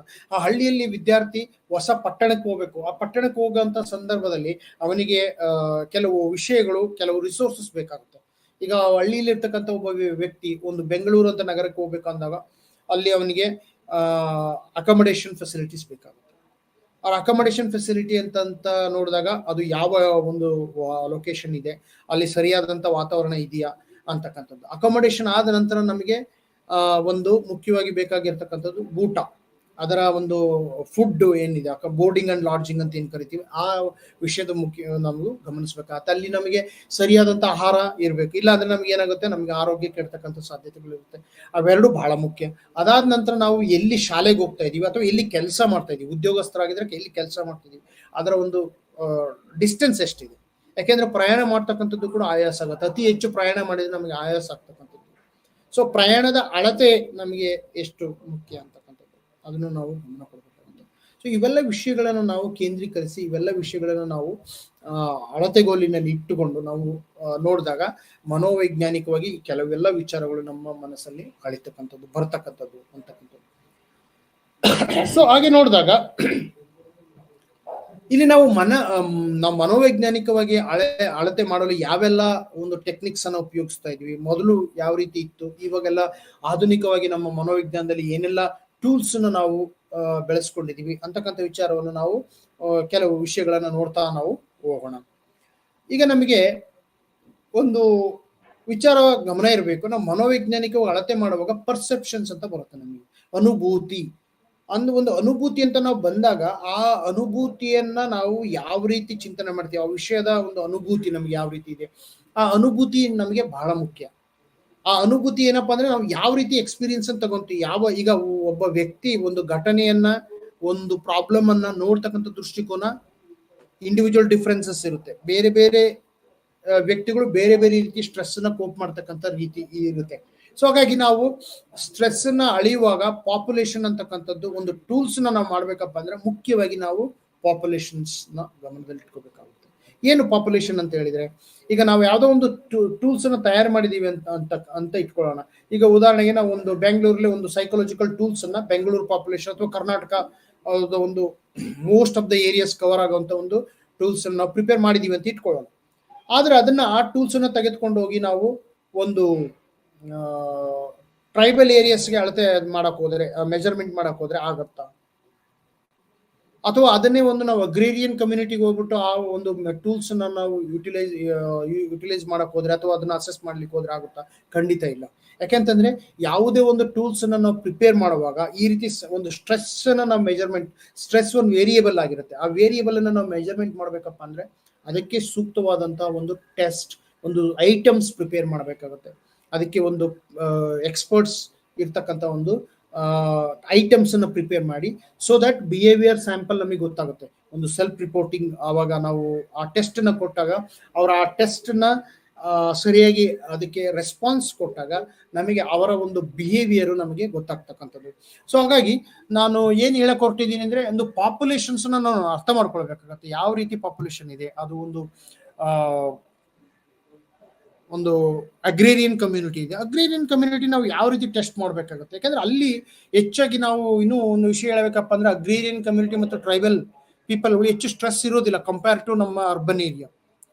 ಮೆಟ್ರೋಪಾಲಿಟನ್ ಸಿಟಿ ಅಂತ ಹೇಳಿ ಅದಕ್ಕೆ ನಾವು ಕ್ಯಾಟಗರಿ ಮಾಡ್ಬೇಕಾಗ್ತದೆ. ಮೆಟ್ರೋಪಾಲಿಟನ್ ಸಿಟಿ ಅಂತ ಪಾಪ್ಯುಲೇಷನ್ ಅಂತ ಹೇಳಿದಾಗ ಅದಕ್ಕೆ ಬೇರೆ ರೀತಿಯ ಒಂದು ಅಳತೆಗೋಲು ಇರುತ್ತೆ, ಅದಕ್ಕೆ ಮಾನದಂಡ ಇರುತ್ತೆ. ಅದೇ ರೀತಿ ಒಂದು intermediate town, million plus cities ಅಂತ ಅಥವಾ ಇಂಟರ್ಮೀಡಿಯೇಟ್ ಟೌನ್ ಅಂತ ಏನ್ ಕರಿತೀವಿ, ಆ ಒಂದು tier 2 cities, tier 1, tier 2 cities ಅಂತ ಹೇಳ್ತೀವಿ. ಅಲ್ಲಿ population, nature of population, cultural aspect varies. So you keeping in this mind ನಮಗೆ ಆ ಒಂದು ಟೂಲ್ಸ್ ಅನ್ನು ನಾವು ತಯಾರಿ ಮಾಡ್ತಾ ಹೋಗ್ತೇವೆ. ಸೊ ಹಾಗೆ ನೋಡಿದಾಗ ನಮಗೆ ಇಲ್ಲಿ ವಿಶೇಷವಾಗಿ ಒಂದು ವಿಷಯ ಅರ್ಥ ಆಗುತ್ತೆ. ಏನಪ್ಪಾ ಅಂತಂದ್ರೆ, ಪಾಪ್ಯುಲೇಷನ್ಸ್ ನಾವು ನೆಗ್ಲೆಕ್ಟ್ ಮಾಡೋಗಿಲ್ಲ. ನೇಚರ್ ಆಫ್ ಪಾಪ್ಯುಲೇಷನ್ಸ್ ಹೇಗಿದೆ, ಅವರ ಎಜುಕೇಶನ್ಸ್ ಏನಿದೆ, ಕಲ್ಚರಲ್ ಬ್ಯಾಕ್ ಗ್ರೌಂಡ್ ಏನಿದೆ, population given population should be taken care. So ಹಾಗಾಗಿ ಆ ವಿಷಯವನ್ನ ನಾವು ಅರ್ಥ ಮಾಡ್ಕೊಳ್ಬೇಕಾಗುತ್ತೆ. ಓಕೆ, ಸೊ ಈಗ ನಾನು ಮನೋವೈಜ್ಞಾನಿಕ ಅಳತೆ ಬಗ್ಗೆ ನಾವು ಮಾತಾಡಿದ್ವಿ. ಮೊದಲು ನಾನು ಏನು ಹೇಳಿದೆ ಅಂದ್ರೆ, ನಿಮಗೆ ಒಂದು ರಿವಿಷನ್ಸ್ ನಾನು ಹೇಳ್ಬೇಕಪ್ಪ ಅಂದ್ರೆ, ರಿಪೀಟ್ ಮಾಡ್ಬೇಕಪ್ಪ ಅಂತ ಹೇಳಿದೆ. ಮೊದಲು ನಾನು ಇಂದಿನ ತರಗತಿಯಲ್ಲಿ ನಡೆದಂತ ಕೆಲವೊಂದು ಸ್ಟ್ರೆಸ್ ಬಗ್ಗೆ, ವೇರಿಯಸ್ ಸೋರ್ಸಸ್ ಆಫ್ ಸ್ಟ್ರೆಸ್ ಎಲ್ಲಿರುತ್ತೆ ಅಂತ ಅದ್ರ ಬಗ್ಗೆ ನಾನು ಮಾತಾಡಿದೆ. ಅದ್ರ ಜೊತೆಗೆ ಶಾಲೆಯಲ್ಲಿ, ಸಂಘ ಸಂಸ್ಥೆಗಳಲ್ಲಿ, ಒಂದು ಆರ್ಗನೈಸೇಷನ್ಸ್ ಅಲ್ಲಿ, ಸರ್ಕಾರಿ ಆರ್ಗನೈಸೇಷನ್ಸ್ ಅಲ್ಲಿ ಹೆಚ್ಚು ಎಂಪ್ಲಾಯ್ಸ್ ಕೆಲಸ ಮಾಡುವಾಗ ಎಂಪ್ಲಾಯ್ಸ್ ಪರ್ಸೆಪ್ಷನ್ ಅಥವಾ ಎಂಪ್ಲಾಯ್ಸ್ ಅಲ್ಲಿ ಇರ್ತಕ್ಕಂಥ ಒತ್ತಡ ಹೇಗಿರುತ್ತೆ, ಅಲ್ಲಿ ಯಾವ ರೀತಿ ಒಂದು ಒತ್ತಡವನ್ನ ನಾವು ಎದುರಿಸಬೇಕಾಗುತ್ತೆ. ಶಾಲೆಯಲ್ಲಿ ಒಂದು ಅಕಾಡೆಮಿಕ್ ಸ್ಟ್ರೆಸ್ ಅಂತ ಸ್ಟೂಡೆಂಟ್ಸ್ಗೂ ಮತ್ತು ಟೀಚರ್ಸ್ಗೂ ಕೂಡ ಒಂದು ಸ್ಟ್ರೆಸ್ ಇರುತ್ತೆ, ಅದನ್ನ ಯಾವ ರೀತಿ ನಾವು ಫೇಸ್ ಮಾಡಬೇಕು ಅಂತಕ್ಕಂಥ ಒಂದು ವಿಚಾರವನ್ನು ನಾನು ಚರ್ಚೆ ಮಾಡಿದೆ. ಅಲ್ಲಿ ನೇಚರ್ ಆಫ್ ಸ್ಟ್ರೆಸ್ ಅನ್ನು ಕೂಡ ನಾನು ಅಳೆಯೋದಕ್ಕೆ ಪ್ರಯತ್ನ ಪಟ್ಟೆ. ಬೇರೆ ಬೇರೆ ರೀತಿಯ ಒಂದು ಕಾಲಘಟ್ಟದಲ್ಲಿ ಒಂದು ಬೇರೆ ಬೇರೆ ರೀತಿಯ ಒಂದು ಸಂಸ್ಥೆಗಳಲ್ಲಿ ಬೇರೆ ಬೇರೆ ರೀತಿಯ ನೇಚರ್ ಆಫ್ ಸ್ಟ್ರೆಸ್ ಅನ್ನು ನಾವು ಕಾಣ್ತೀವಿ ಅಂತ ನಾನು ಹೇಳಕ್ ಪ್ರಯತ್ನ ಪಟ್ಟೆ. ಅದಾದ ನಂತರ ನಾನು 2 ರೀತಿಯ ಒಂದು ಅಳತೆಗೋಲಿಗೆ ನಾವು ಬಂದಿದ್ದೀವಿ ಇವತ್ತು, ಹೇಗೆ ನಾವು ಸ್ಟ್ರೆಸ್ ಅನ್ನು ಅಳಿಬೇಕು ಅಂತ. ಸೊ ಅದನ್ನು ಮಾತಾಡುವಾಗ ನಾನು ಮನೋವೈಜ್ಞಾನಿಕ ಅಳತೆಗಳು, ಬೇರೆ ಬೇರೆ ರೀತಿಯ ಮನೋವೈಜ್ಞಾನಿಕ ಅಳತೆಗೋಲು, ಬೇರೆ ಬೇರೆ ರೀತಿಯ ಒಂದು ವಿಷಯವನ್ನ ನಾನು ತೆಗೆದುಕೊಂಡು ಬಂದೆ. ಅದಾದ ನಂತರ ದೈಹಿಕ ಅಳತೆಯಲ್ಲಿ ನಾವು ಹೇಗೆ ಫಿಸಿಯೋಲಾಜಿಕಲ್ ಮೆಜರ್ಮೆಂಟ್ ಆಫ್ ಸ್ಟ್ರೆಸ್ ಅಂತ, ಯಾಕೆಂದ್ರೆ ಸ್ಟ್ರೆಸ್ಸು ಸೈಕಾಲಜಿಕಲಿ, ಫಿಸಿಯೋಲಾಜಿಕಲಿ ಇರ್ತಕ್ಕಂಥದ್ದು. ಈಗ ನಾವು ಇನ್ನೊಂದು ಕ್ಯಾಟಗರಿಯನ್ನು ಕೂಡ ಮಾತಾಡ್ತೀವಿ, ಈಗ ಸೊಮೆಟೋಫಾರ್ಮ್ ಡಿಸಾರ್ಡರ್ಸ್ ಅಂತ ಕರಿತೀವಿ. ಸೊಮೆಟೋಫಾರ್ಮ್ ಡಿಸಾರ್ಡರ್ಸ್ ಯಾಕಾಗುತ್ತೆ ಅಂದ್ರೆ, ಅದರಲ್ಲಿ ಹೆಚ್ಚು ಬಹುತೇಕ ಸಂದರ್ಭಗಳೇನೋ ಸ್ಟ್ರೆಸ್ಗೊಳಗಾಗಿರ್ತಕ್ಕಂಥ ಒಂದು ಇದನ್ನ ನೇಚರ್ ಅನ್ನ ಕಾಣ್ತೀವಿ. ಹೈಪೋಕಾಂಡ್ರಿಯಾಸಿಸ್ ಆಗಿರ್ಬೋದು ಅಥವಾ ಬೇರೆ ರೀತಿಯ ಒಂದು ಸೊಮೆಟೋಫಾರ್ಮ್ ಡಿಸಾರ್ಡರ್ಸ್ ಅನ್ನ ತೆಗೆದುಕೊಂಡಾಗ ನಮಗೆ ಅದು ಖಂಡಿತವಾಗಿಯೂ ಒಂದು ಸ್ಟ್ರೆಸ್ ಪರ್ಸ್ಪೆಕ್ಟಿವ್ ಅಲ್ಲಿ ನಾವು ನೋಡ್ಬೇಕಾಗುತ್ತೆ ಅಂತೇಳಿ. ಸೊ ಮುಂದೆ ನಾವು ಈಗ ಹೋಗೋಣ. ಈಗ ದೈಹಿಕ ಮೌಲ್ಯಮಾಪನ ಅಂತ ಹೇಳಿ ನಾವು ಫಸ್ಟ್ ಮಾತಾಡಿದಾಗ, ಈಗ ನಾನು ಅದರ ಬಗ್ಗೆ ಇಂಟ್ರೊಡಕ್ಟರಿ ನಿಮಗೆ ಕೊಟ್ಬಿಟ್ಟಿದ್ದೀನಿ. ಸೊ ಶರೀರದಲ್ಲಾಗುವ ಒತ್ತಡದ ಬದಲಾವಣೆಗಳನ್ನು ಗುರುತಿಸುತ್ತದೆ ಅಂತ ನಾವು ಫಸ್ಟ್ ಇವ್ಯಾಲ್ಯುವೇಟ್ ಮಾಡ್ತಕ್ಕಂಥದ್ದು. ಈಗ ನಾವು ಒಂದು ಸ್ಪೋರ್ಟ್ಸ್ ಪರ್ಸನ್ ಅಂತ ತೆಗೆದುಕೊಳ್ಳೋಣ. ಸ್ಪೋರ್ಟ್ಸ್ ಪರ್ಸನ್ ಅಲ್ಲಿ ಯಾವ ರೀತಿ ಅವರಿಗೆ ಒತ್ತಡಗಳಿರುತ್ತೆ ಅಂತೇಳಿ, ಅವರಿಗೊಂದು ಟಾಸ್ಕ್ ಅಂತ ಕೊಟ್ಟಾಗ ಅವರು ಒಂದು ಸ್ಪರ್ಧೆಯಲ್ಲಿ ಭಾಗವಹಿಸ್ತಾರೆ, ಅಲ್ಲಿ ಏನೆಲ್ಲ ಅವ್ರಿಗೆ ಒತ್ತಡ ಬರುತ್ತೆ, ಯಾವ ರೀತಿ ಅವರು ಅದರಿಂದ ಹೊರಗೆ ಬರಬೇಕು, ಏನೆಲ್ಲ ಚಾಲೆಂಜಸ್ ಇದೆ ಅವರಿಗೆ ಸ್ಪೋರ್ಟ್ಸ್ ಪರ್ಸನ್ ಅಲ್ಲಿ ಅಂತಕ್ಕಂಥದ್ದನ್ನ ನಾವು ಗಮನಿಸಬೇಕಾಗತ್ತೆ. ಯಾವೆಲ್ಲ ಅದಕ್ಕೆ ಒಂದು ಪೂರಕವಾದಂತ ಒಂದು ವಾತಾವರಣವನ್ನು ನಾವು ರೂಪಿಸ್ಕೊಳ್ಬೇಕು ಅಂತಕ್ಕಂಥ ವಿಷಯವನ್ನು ಕೂಡ ನಾವು ಅಲ್ಲಿ ತೆಗೆದುಕೊಳ್ಬೇಕಾಗತ್ತೆ ಅಂತಕ್ಕಂಥದ್ದು. ಸೊ ಹಾಗಾಗಿ ಶರೀರದಲ್ಲಾಗುವ ಒತ್ತಡದ ಬದಲಾವಣೆಗಳನ್ನು ನಾವು ಗಮನಿಸ್ಬೇಕಾ ಅಂದ್ರೆ ನಮಗೆ ಕೊರೋನರಿ ಹಾರ್ಟ್ ಡಿಸೀಸ್ ಆಗಿರ್ಬೋದು, ಮತ್ತೆ ಅದಕ್ಕೆ ಸಂಬಂಧಪಟ್ಟಂತ ರಕ್ತದೊತ್ತಡ ಹೆಚ್ಚು, ಬ್ಲಡ್ ಪ್ರೆಷರ್ಸ್ ಬೆಳೀತಕ್ಕಂಥದ್ದು ಆಗಿರ್ಬೋದು, ಅದಾದ ನಂತರ ಒಂದು ನರ್ವಸ್ನೆಸ್ ಬೆಳೀತಕ್ಕಂಥದ್ದು, ಅರೋಸಲ್ಸ್ ಹೆಚ್ಚಾಗ್ತಕ್ಕಂಥದ್ದು, ಇವೆಲ್ಲ ನಮಗೆ ಶರೀರದಲ್ಲಿ ಒಂದು ಬೆವರು ಬರ್ತಕ್ಕಂಥದ್ದು, ಮತ್ತೆ ಕೆಲವೊಂದು ಸತಿ ಹೃದಯಘಾತಗಳು ಕೂಡ ಆಗ್ತಕ್ಕಂಥ ಸಾಧ್ಯತೆಗಳು ಇರುತ್ತೆ. ಇದು ಡಿಪೆಂಡ್ ಅಪಾನ್ ವ್ಯಕ್ತಿಯ ಒಂದು ವಿಷಯಕ್ಕೆ ಸಂಬಂಧಪಟ್ಟಂತ ಒಂದು ಅದಕ್ಕೆ ನಾವು ಸಾಮಾನ್ಯವಾಗಿ ನಾವು ರಿಲ್ಯಾಕ್ಸೇಷನ್ ಟೆಕ್ನಿಕ್ ಅಂತ ಕರಿತೀವಿ, ಅಥವಾ ಸಿಸ್ಟಮ್ಯಾಟಿಕ್ ಡಿಸೆನ್ಸಿಟೈಸೇಷನ್ ಅಂತ ಕರಿತೀವಿ. ಈಗ ಇಲ್ಲಿ ಒಂದು ವಿಷಯವನ್ನು ನೀವು ಗಮನಿಸಬೇಕು, ಏನಪ್ಪಾ ಅಂತ ಹೇಳಿದ್ರೆ stress always comes with anxiety also. ಸ್ಟ್ರೆಸ್ಸಿನ ಜೊತೆಗೆ ನಮಗೆ ಒಂದು ಆತಂಕ ಇರುತ್ತೆ. ಆತಂಕ ಮತ್ತು ಸ್ಟ್ರೆಸ್ ಎರಡು ಜೊತೆಗೆ ಹೋಗ್ತಕ್ಕಂಥದ್ದು. ಯಾವತ್ತೂ ಕೂಡ ಸ್ಟ್ರೆಸ್ ಇದೆ ಅಂದ್ರೆ ಅಲ್ಲಿ ಒಂದು ನಮಗೆ ಆತಂಕ ಇದ್ದೇ ಇರುತ್ತೆ. ಆತಂಕನ ಬಿಟ್ಟು ಸ್ಟ್ರೆಸ್ ಇರೋಕ್ ಸಾಧ್ಯ ಇಲ್ಲ, ಸ್ಟ್ರೆಸ್ ಬಿಟ್ಟು ಆತಂಕ ಇರೋಕ್ ಸಾಧ್ಯ ಇಲ್ಲ. ಮತ್ತು ಸ್ಟ್ರೆಸ್ ಅಂದ್ರೆ ಏನು, ಆ ಒಂದು ಆಂಗ್ಸೈಟಿಗಳ ಒಟ್ಟು ಮೊತ್ತವನ್ನು ನಾವು ಸ್ಟ್ರೆಸ್ ಅಂತ ಕರಿತೀವಿ. ಹೆಚ್ಚು ಬೆಳೆದಂತ ಆಂಗ್ಸೈಟಿನೇ ನಾವು ಸ್ಟ್ರೆಸ್ ಅಂತ ಕರಿಬಹುದಾಗಿದೆ.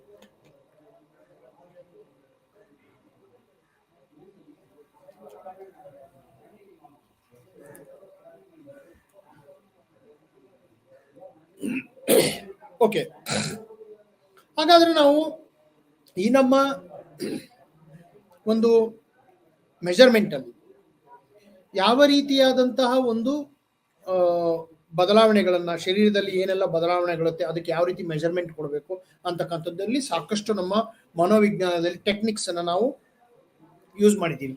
ಈಗ ನಾವು ಸಿಸ್ಟಮ್ಯಾಟಿಕ್ ಡಿಸೆನ್ಸಿಟೈಸೇಷನ್ ಅಂತ ಕರಿತೀವಿ. ಅದು ಯಾಕೆ ನಮಗೆ ಮುಖ್ಯ ಅಂದ್ರೆ, ಸಿಸ್ಟಮ್ಯಾಟಿಕಲಿ ಎಷ್ಟೋ ವ್ಯಕ್ತಿಗಳು ಒಂದು ಆಂಗ್ಸೈಟಿ ಒಳಗಾಗಿರ್ತಾರೆ, ಕಾರಣಾಂತರದಿಂದ ಅವ್ರು ಬೇರೆ ಬೇರೆ ಶಾಕಿಗೊಳಗಿರ್ಬೋದು, ಅಥವಾ ಏನೋ ಒಂದು ಮಕ್ಕಳ ಒಂದು ವಯಸ್ಕರ ಹಂತದಲ್ಲಿ ಏನಾದರೂ ಒಂದು ಘಟನೆ ಅವರಿಗೆ ನಡೆದಿರ್ಬೋದು, ಅಥವಾ ಯಾವುದೇ ಒಂದು ಅನ್ನೋನ್ ಪ್ಲೇಸ್ಗೆ ಹೋಗಿರ್ಬೋದು ಅವರು, ಅಥವಾ ಫೋಬಿಯಾದಿಂದ ಬಳಲ್ತಾ ಇರಬಹುದು. ಆ ರೀತಿ ಇರ್ತಕ್ಕಂಥ ಒಂದು ವ್ಯಕ್ತಿಗಳಿಗೆ ನಾವು ಒಂದು ಸಿಸ್ಟಮ್ಯಾಟಿಕ್ ಡಿಸೆನ್ಸಿಟೈಸೇಷನ್ ಪ್ರೊಸೆಸ್ ಅನ್ನ ಕೊಡ್ತೀವಿ. ಹೊರಡೆ ಹೇಳುವಂತೆ ಸಿಸ್ಟಮ್ಯಾಟಿಕಲಿ ನಾವು ಡಿಸೆನ್ಸ್ ಮಾಡ್ತಕ್ಕಂಥದ್ದು. ಆಲ್ರೆಡಿ ಅವರು ಒತ್ತಡಕ್ಕೊಳಗಾಗಿರ್ತಾರೆ ಅಥವಾ ಆಂಗ್ಸೈಟಿಗೊಳಗಾಗಿರ್ತಾರೆ, ಆ ಒತ್ತಡವನ್ನು ನಾವು ಉಲ್ಟಾ ನಾವು ಬೇರೆ ರೀತಿಯಲ್ಲಿ ಒಂದು ಕೌಂಟ್ರಾಕ್ಟ್ ಕೊಡ್ತಕ್ಕಂಥದ್ದು ಅಂತ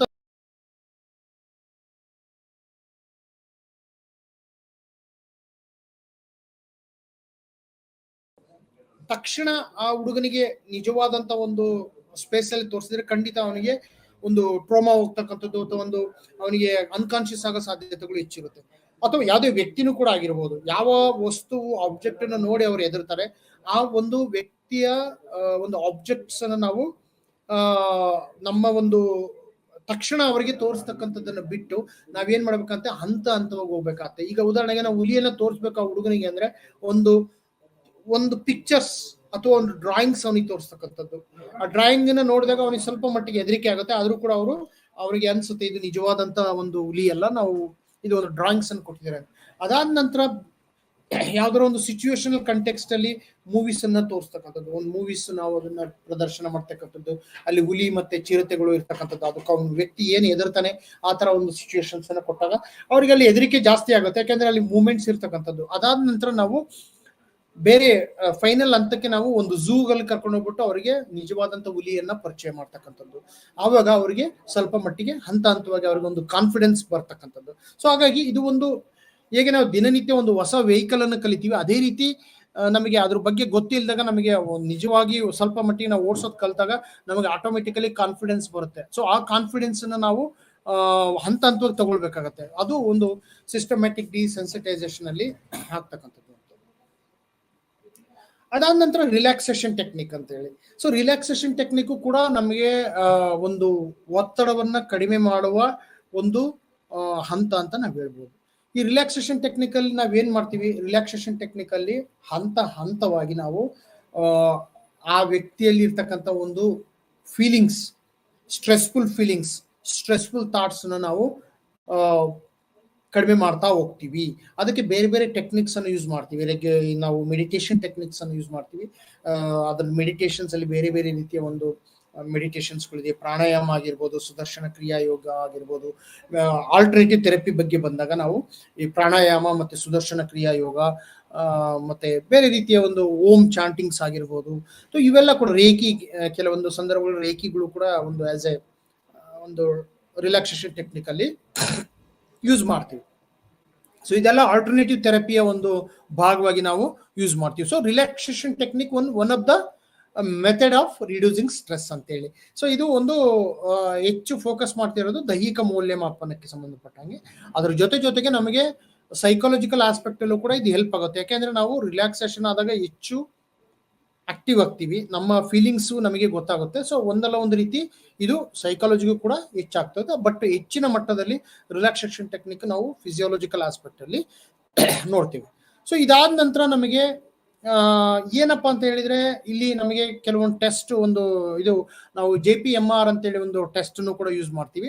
ಅದು ಕೂಡ ರಿಲ್ಯಾಕ್ಸೇಷನ್ ಟೆಕ್ನಿಕ್ ನ ಒಂದು ಹಂತವಾಗಿರುತ್ತೆ. ಅದು ಕೂಡ ನಾವು ಹೆಚ್ಚು ರಿಹ್ಯಾಬಿಟೇಷನ್ಗೆ ಒಳಗಾಗಿರ್ತಕ್ಕಂಥ ಒಂದು, ಅಂದ್ರೆ ಯಾರು ಅಡ್ಮಿಟ್ ಆಗಿರ್ತಾರೆ, ಯಾರು ಅಡಿಕ್ಷನ್ಸ್ ಆಗಿರ್ತಾರೆ, ಅಂಥದ್ರಲ್ಲಿ ಹೆಚ್ಚು ಈ ಟೆಕ್ನಿಕ್ಸ್ ಅನ್ನು ನಾವು ಯೂಸ್ ಮಾಡ್ತೀವಿ. ರಿಲ್ಯಾಕ್ಸೇಷನ್ ಟೆಕ್ನಿಕ್ ಅನ್ನ ಡಿಪ್ರೆಷನ್ಸ್ ಆಗಿರ್ತಕ್ಕಂಥ ವ್ಯಕ್ತಿಗಳಿಗೆ ಅಥವಾ ಬೇರೆ ರೀತಿ ಟ್ರೋಮಾಕ್ಕೆ ಒಳಗಾಗಿರ್ತಕ್ಕಂಥವ್ರನ್ನ ನಾವು ನೋಡ್ತೀವಿ.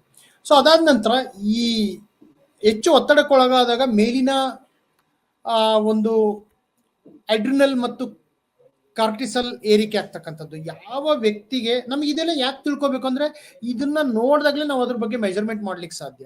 ಸೊ ಇಲ್ಲೂ ಕೂಡ ನಾವು ಒಂದು ರೀತಿ ಮೆಜರ್ಮೆಂಟ್, ಇಲ್ಲಿ ಮೌಲ್ಯಮಾಪನ ರಿಲ್ಯಾಕ್ಸೇಷನ್ ಟೆಕ್ನಿಕ್ ಅಂತಂದ್ರೆ ನಾವು ಒಂದು ರೀತಿ ಸಬ್ಜೆಕ್ಟಿವ್ ಮೌಲ್ಯಮಾಪನ ಮಾಡಿದೀವಿ ಅಂತ ಹೇಳಿ, ಅಂದ್ರೆ ನಾವು ಯಾವುದೇ ಸ್ಕೇಲ್ ಅನ್ನು ಯೂಸ್ ಮಾಡ್ತಾ ಇಲ್ಲ ಇಲ್ಲಿ. ಆದ್ರೆ ನಾವು JPMR ಅಂತ ಯೂಸ್ ಮಾಡಿದಾಗ ಅದು ಒಂದು ಸ್ಕೇಲ್, ಅದೊಂದು technique to reduce the stress level. So ಇವೆಲ್ಲ ನಮಗೆ ಮಾಪನ ಮಾಡುವಾಗ ಇವೆಲ್ಲ ನಮ್ಗೆ ಅಳತೆಗೋಲಾಗಿರುತ್ತೆ. ಇವೆಲ್ಲ ನಮ್ಗೆ ಅಳತೆಗೋಲನ್ನು ತಿಳಿತಕ್ಕಂಥ ಒಂದು ಮೆಥಡ್ ಅಂತ ನಾವು ಹೇಳ್ಬೋದು. ಸೊ ಹಾಗಾಗಿ ಅಡ್ರಿನಲ್ ಮತ್ತು ಕಾರ್ಟಿಸಲ್ ಏರಿಕೆ ಯಾಕಾಗತ್ತೆ ಅಂದ್ರೆ ಇವೆಲ್ಲ ಹಾರ್ಮೋನ್, ಅಡ್ರಿನಲ್ ಮತ್ತು ಕಾರ್ಟಿಸಲ್ ನಮಗೆ ಒಂದು ಆಟೋನಮಿಕ್ ನರ್ವಸ್ ಸಿಸ್ಟಮ್ ಅಲ್ಲಿ ಇರ್ತಕ್ಕಂಥ ಒಂದು, ಇದು ನಮಗೆ ಬಹಳ ಮುಖ್ಯವಾಗಿ ಇರ್ತಕ್ಕಂಥ ಒಂದು. ಹೆಚ್ಚು ಒತ್ತಡಕ್ಕೊಳಗಾದಾಗ ಈ ಅಡ್ರಿನಲ್ ಮತ್ತು ಕಾರ್ಟಿಸಲ್ ಏರಿಕೆ ಆಗ್ತಕ್ಕಂಥದ್ದು. ಹೆಚ್ಚು ಒತ್ತಡಕ್ಕೊಳಗಾದಾಗ ಅಡ್ರಿನಲ್ ಮತ್ತು ಕಾರ್ಟಿಸಲ್ ಏರಿಕೆ ಆಗ್ತಕ್ಕಂಥದ್ದು. ಈ ಅಡ್ರಿನಲ್ ಮತ್ತು ಕಾರ್ಟಿಸಲ್ ಏರಿಕೆ ಆದಾಗ ನಮಗೆ ಹೆಚ್ಚು ಬೇರೆ ರೀತಿಯ ಒಂದು ಸಮಸ್ಯೆಗಳಾಗ್ತಕ್ಕಂಥದ್ದು. ಮತ್ತೆ ನಮ್ಗೆ ಏನು ಮುಖ್ಯವಾಗಿ ಸಮಸ್ಯೆ ಆಗುತ್ತೆ ಅಂದ್ರೆ, ನಾನು ಈಗ ಮೊದಲೇ ಹೇಳಿದಾಗೆ psycho neuro immuno system effect ಆಗ್ತಕ್ಕಂಥದ್ದು. ಡೈಜೆಸ್ಟಿವ್ ಸಿಸ್ಟಮ್, ನಮ್ಮ ಡೈಜೆಸ್ಟಿವ್ ಸಿಸ್ಟಮ್ ಏನಿದೆ ಅದು ನೇರವಾಗಿ ಇದಕ್ಕೆ ಸಂಬಂಧಪಟ್ಟಿದೆ, ಅಂದ್ರೆ ನಮ್ಮ ಒಂದು ಅಡ್ರಿನಲ್ ಮತ್ತು ಕಾರ್ಟಿಸಲ್ ಸಂಬಂಧಪಟ್ಟಿದೆ. ಸೊ ನಮಗೆ ಸೈಕೋ ನ್ಯೂರೋ ಇಮ್ಯುನೋ ಸಿಸ್ಟಮ್ಸ್ ನ ಇನ್ಫ್ಲೂಯೆನ್ಸ್ ಮಾಡಿದಾಗ ನಮ್ಮ ಡೈಜೆಸ್ಟಿವ್ ಸಿಸ್ಟಮ್ ಕೂಡ ಇನ್ಫ್ಲೂಯೆನ್ಸ್ ಆಗ್ತಕ್ಕಂಥದ್ದು. ಬಹುತೇಕ ಸಂದರ್ಭಗಳಲ್ಲಿ ನೀವು ನೋಡಿರ್ಬೋದು, ಈ ಸೊಮೆಟೋಫಾರ್ಮ್ ಡಿಸಾರ್ಡರ್ಸ್ ಕ್ಯಾಟಗರಿಯಲ್ಲಿ ಬರ್ತಕ್ಕಂಥ ಒಂದು ವಿಷಯ ಅಂತಾನೆ ನಾವು ಹೇಳ್ಬೋದು. ಬಹುತೇಕ ಸಂದರ್ಭಗಳಲ್ಲಿ ಎಷ್ಟೋ ಜನ ಒಂದು ಡೈಜೆಷನ್ ಪ್ರಾಬ್ಲಮ್ಸ್ ಇಶ್ಯೂಸ್ ಅನ್ನ ಡಾಕ್ಟರ್ ಬಳಿಗೆ ತೆಗೆದುಕೊಂಡು ಹೋಗ್ತಾರೆ. ಆದ್ರೆ ಅವರಿಗೆ ಯಾವುದೇ ರೀತಿ ಒಂದು ನ್ಯೂರೋ ಇಮೇಜಿನಿಂಗ್ ಟೆಕ್ನಿಕ್ ಮಾಡಿದಾಗ ಯಾವುದೇ ರೀತಿ ತೊಂದರೆಗಳಿರೋದಿಲ್ಲ. ಆದರೆ ಅವರಿಗೆ ಆ ರೀತಿ ಪರ್ಸೆಪ್ಷನ್ ಆಗುತ್ತೆ. ಈಗ ಉದಾಹರಣೆಗೆ ಅವರಿಗೆ ಡೈಜೆಷನ್ ಸರಿಯಾಗಿ ಆಗದೆ ಇರ್ತಕ್ಕಂಥದ್ದು ಕಾರಣ ಏನು ಹುಡ್ಕೋಕ್ಕಾಗೋದಿಲ್ಲ ಎಷ್ಟೋ ಸಲ. ಯಾಕೆ ಅಂದ್ರೆ ಅದು ನಮ್ಮ ಮೈಂಡ್ ಅಲ್ಲಿ ಇರ್ತಕ್ಕಂಥದ್ದು, ನಮ್ಮ ವಿಚಾರ ಅಥವಾ ನಮ್ಮ ಒತ್ತಡಕ್ಕೆ ಆಗಿರ್ತಕ್ಕಂಥ ಒಂದು ವಿಚಾರ ಆಗಿರುತ್ತೆ ಅಂತೇಳಿ. ಸೊ ಹಾಗಾಗಿ ನಮಗೆ ಬಹಳ ಮುಖ್ಯವಾಗಿ ಏನನ್ನು ನಾವು ವಿಷಯ ತಿಳ್ಕೊಬೇಕಪ್ಪ ಅಂತ ಹೇಳಿದ್ರೆ, ಈ ರೀತಿಯ ಒಂದು ಮೆಜರ್ಮೆಂಟ್, ಅಂದ್ರೆ ಅತಿ ಹೆಚ್ಚು ಒತ್ತಡವನ್ನ ನಾವು ತೆಗೆದುಕೊಂಡಾಗ ಇದನ್ನು ನಾವು ವಿಚಾರವನ್ನ ಅರ್ಥ ಮಾಡ್ಕೊಳ್ಬೇಕಾಗತ್ತೆ. ಅತಿ ಹೆಚ್ಚು ಒತ್ತಡಕ್ಕೆ ಒಳಗಾದಂತ ಹಾರ್ಮೋನುಗಳು ನಮ್ಮ ಒಂದು ನ್ಯೂರೋ ಇಮ್ಯುನೋ ಸಿಸ್ಟಮ್ ಅನ್ನ ಪ್ರಭಾವಕ್ಕೆ ಒಳಪಡಿಸುತ್ತವೆ ಅಂತೇಳಿ. ಸೊ ಹೀಗಾಗಿ ಈಗ ನೋಡಿ, ನಮಗೆ ಮೊದಲು ಹಾರ್ಮೋನ್ ಅಲ್ಲಿ ಏರ್ಪೇರ್ ಆಗ್ತಕ್ಕಂಥದ್ದನ್ನು ನಾವು ಗಮನಿಸಬೇಕು. ನಮ್ಮ ಬಯೋಲಾಜಿಕಲ್ ಆಸ್ಪೆಕ್ಟ್ ಅಲ್ಲಿ ಬೇರೆ ಬೇರೆ ರೀತಿಯ ಹಾರ್ಮೋನ್ಗಳು ಏರ್ಪೇರ್ ಆದಾಗ, ಯಾಕೆ ಅಂದ್ರೆ ನಮ್ಮ ಒಂದು ಶರೀರಕ್ಕೆ ಒಂದು ಪರಿಮಿತಿ ಇದೆ. ನಮ್ಮ ಶರೀರದಲ್ಲಿ ಆಗ್ತಕ್ಕಂಥ ಬದಲಾವಣೆಗಳನ್ನ, ಹೆಚ್ಚು ಒತ್ತಡಕ್ಕೊಳಗಾಗಿರ್ತಕ್ಕಂಥ ವ್ಯಕ್ತಿಗಳು ಆಯಾಸ ಆಗ್ತಕ್ಕಂಥದ್ದು, ಯಾವೇ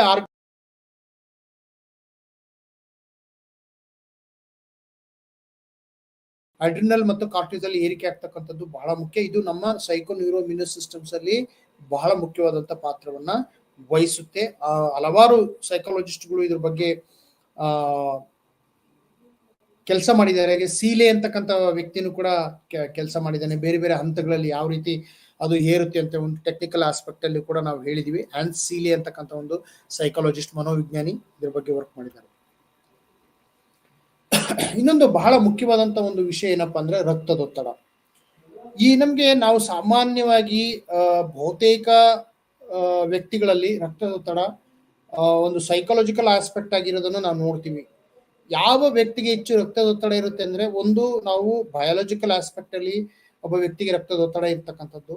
ಇನ್ನು ಕೆಲವು ಕಾರಣಗಳು ಏನಪ್ಪಾ ಅಂತ ಹೇಳಿದ್ರೆ ರಕ್ತದೊತ್ತಡ ಯಾಕಾಗುತ್ತೆ ಅಂತ ಹೇಳಿದ್ರೆ, ಸೈಕಾಲಜಿಕಲಿ ಒಂದು ಎ ಟೈಪ್ ಆಫ್ ಪರ್ಸನಾಲಿಟಿ, ಬೇರೆ ಯಾವುದೇ ವಿಷಯಕ್ಕೂ ಹೆಚ್ಚು ಒತ್ತಡವನ್ನು ತೆಗೆದುಕೊಳ್ತಕ್ಕಂಥ, ಇಂಟರ್ನಲಿ ಅವರು ಹೆಚ್ಚು ಒತ್ತಡವನ್ನು ತೆಗೆದುಕೊಳ್ತಾರೆ.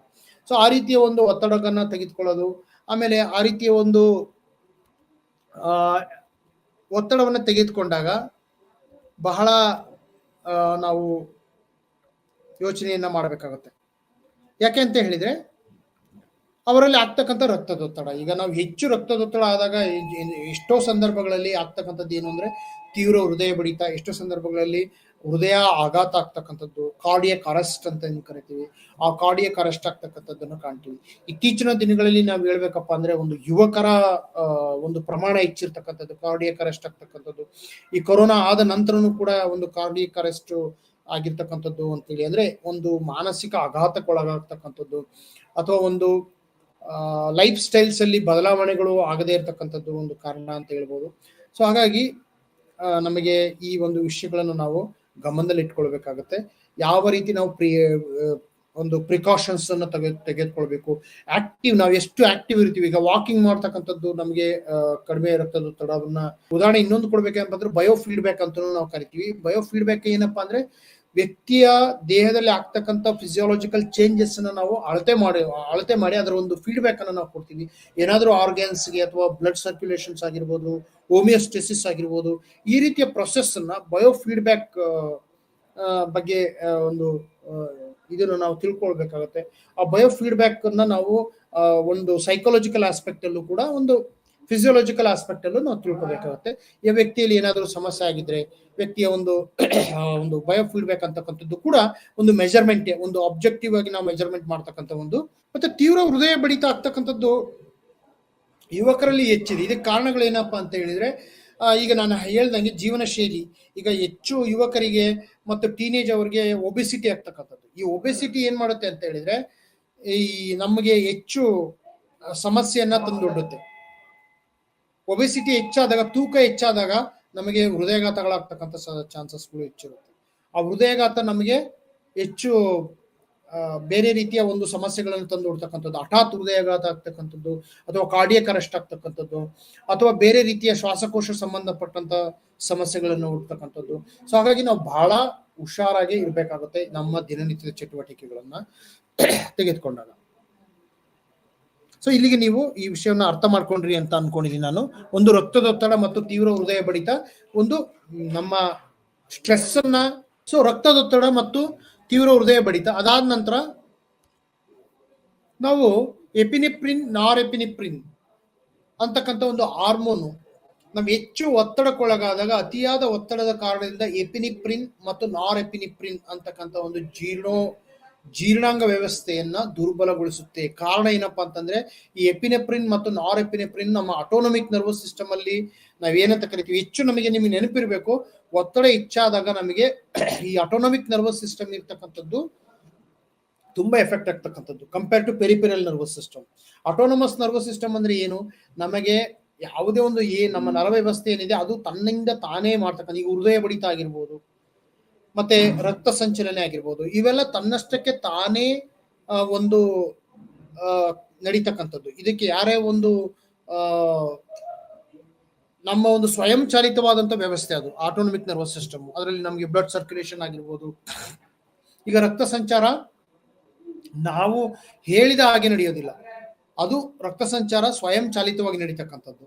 ಸೊ ಅದು ಕೂಡ ಎಫೆಕ್ಟ್ ಆಗ್ತಕ್ಕಂಥದ್ದು. ರಕ್ತ ಸಂಚಾರ ಆಗಿರ್ಬೋದು, ನಮ್ಮ ಸ್ಲೀಪಿಂಗ್ ಏನಿದೆ ಅದಕ್ಕೂ ಎಫೆಕ್ಟ್ ಆಗ್ತಕ್ಕಂಥದ್ದು. ಸೊ ಹಾರ್ಮೋನಲ್, ಅದರಲ್ಲೂ ಕೂಡ ಮುಖ್ಯವಾಗಿ ಎಪಿನೆಫ್ರಿನ್, ನಾರ್ ಎಪಿನೆಫ್ರಿನ್ ಅಂತಕ್ಕಂಥ ಹಾರ್ಮೋನಲ್ ಹೆಚ್ಚಾಗುತ್ತೆ. ಹೆಚ್ಚು ಒತ್ತಡಕ್ಕೊಳಗಾದಾಗ ಈ ಒಂದು ಪ್ರಭಾವ ಹೆಚ್ಚಾಗ್ತಕ್ಕಂಥದ್ದು ಅಂತ.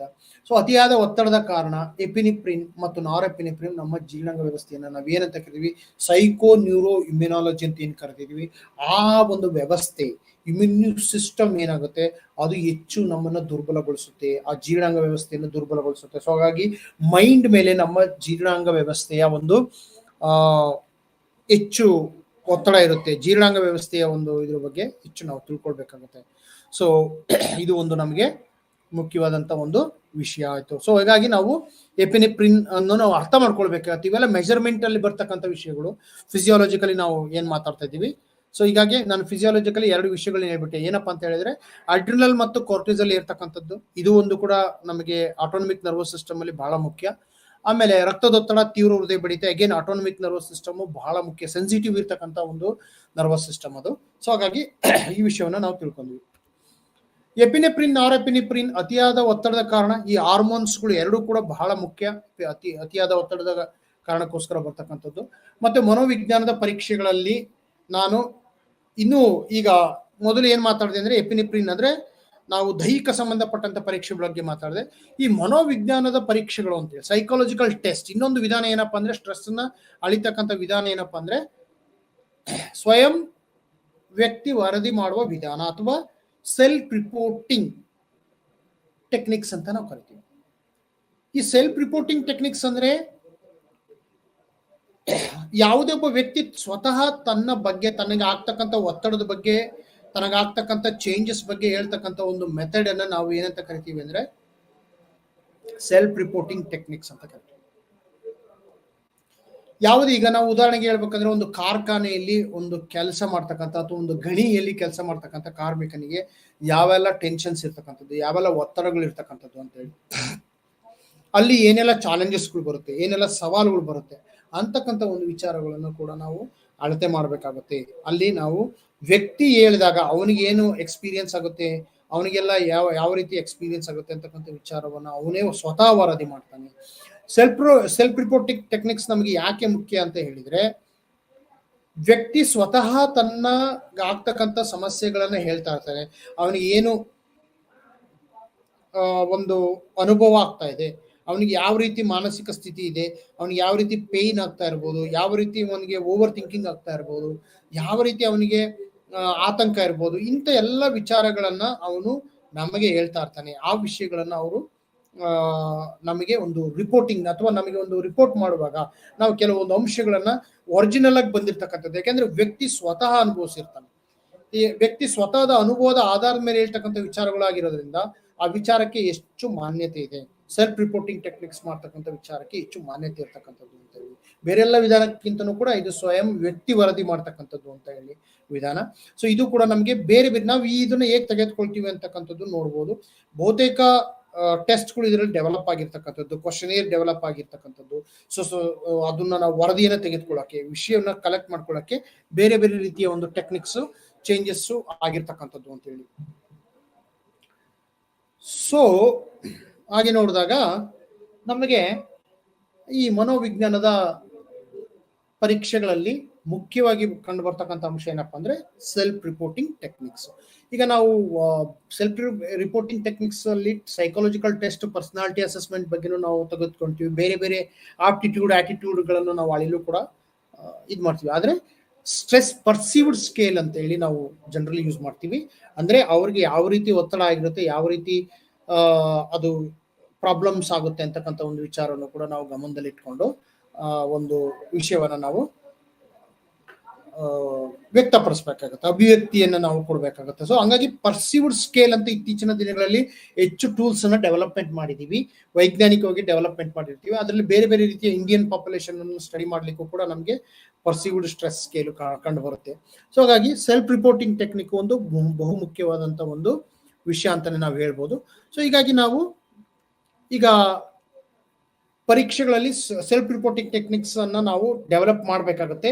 ಯಾಕೆ ಅಂತಂದ್ರೆ ಬೇರೆ ಬೇರೆ ಕಾರ್ಯಕ್ಷೇತ್ರಗಳಲ್ಲಿ ಅವರು ವ್ಯಕ್ತಿಗಳು ಹೇಳ್ತಕ್ಕಂಥ ವಿಧಾನ ಏನಿದೆ, ಬೇರೆ ಬೇರೆ ಕಾರ್ಯಕ್ಷೇತ್ರಗಳು ಇರ್ಬೋದು, ಬೇರೆ ಬೇರೆ ಡಿಪಾರ್ಟ್ಮೆಂಟ್ ಇರ್ಬೋದು, ಅಲ್ಲಿಗೆ ಅವ್ರಿಗೆ ಏನೆಲ್ಲ ಫೀಲಿಂಗ್ಸ್ ಹೋಗ್ತಾ ಇದೆ, ಎಕ್ಸ್ಪೀರಿಯನ್ಸ್ ಹೋಗ್ತಾ ಇದೆ ಅಂತಕ್ಕಂಥ ವಿಚಾರದನ್ನು ಕೂಡ ನಾವು ಗಮನ ಕೊಟ್ಟು ಆ ಒಂದು ವಿಷಯಗಳನ್ನ ನಾವು ಮೆಜರ್ ಮಾಡಬೇಕಾಗತ್ತೆ. ಸೊ ಸೆಲ್ಫ್ ರಿಪೋರ್ಟಿಂಗ್ ಅಂತಕ್ಕಂಥದ್ದು ಕೂಡ ಒಂದು ಒತ್ತಡವನ್ನ ಅಳೆಯುವ ಒಂದು, ಸೊ ಹಾಗಾಗಿ ಸ್ವಯಂ ವ್ಯಕ್ತಿ ವರದಿ ಮಾಡ್ತಕ್ಕಂಥ ಒಂದು ವಿಧಾನ ಅಂತ ಹೇಳ್ಬೋದು ಸೆಲ್ಫ್ ರಿಪೋರ್ಟಿಂಗ್ ಟೆಕ್ನಿಕ್ಸ್ ಅಂತ ಬಂದಾಗ. ಸೊ ನಮ್ಮ ಮುಂದೆ ನೋಡೋಣ ಚೆಕ್ ಲಿಸ್ಟ್ ಅಂತ ಹೇಳಿ. ನೋಡಿ, ನಮ್ಮ ದಿನನಿತ್ಯದ ಜೀವನದಲ್ಲಿ ನಾವು ಸಾಕಷ್ಟು ಕೆಲಸಗಳನ್ನ ಮಾಡ್ತೇವೆ, ಸಾಕಷ್ಟು ಡೈಲಿ ಆಕ್ಟಿವಿಟೀಸ್ ಅನ್ನ ಮಾಡ್ತೀವಿ.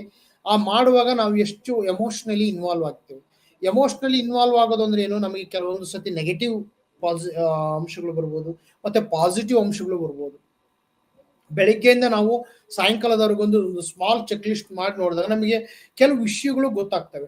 ಪ್ರತಿನಿತ್ಯ ನಾವು ಕೆಲವೊಂದು ಘಟನೆಗಳನ್ನ ನೋಟಿಸ್ ಮಾಡೋದಿಲ್ಲ.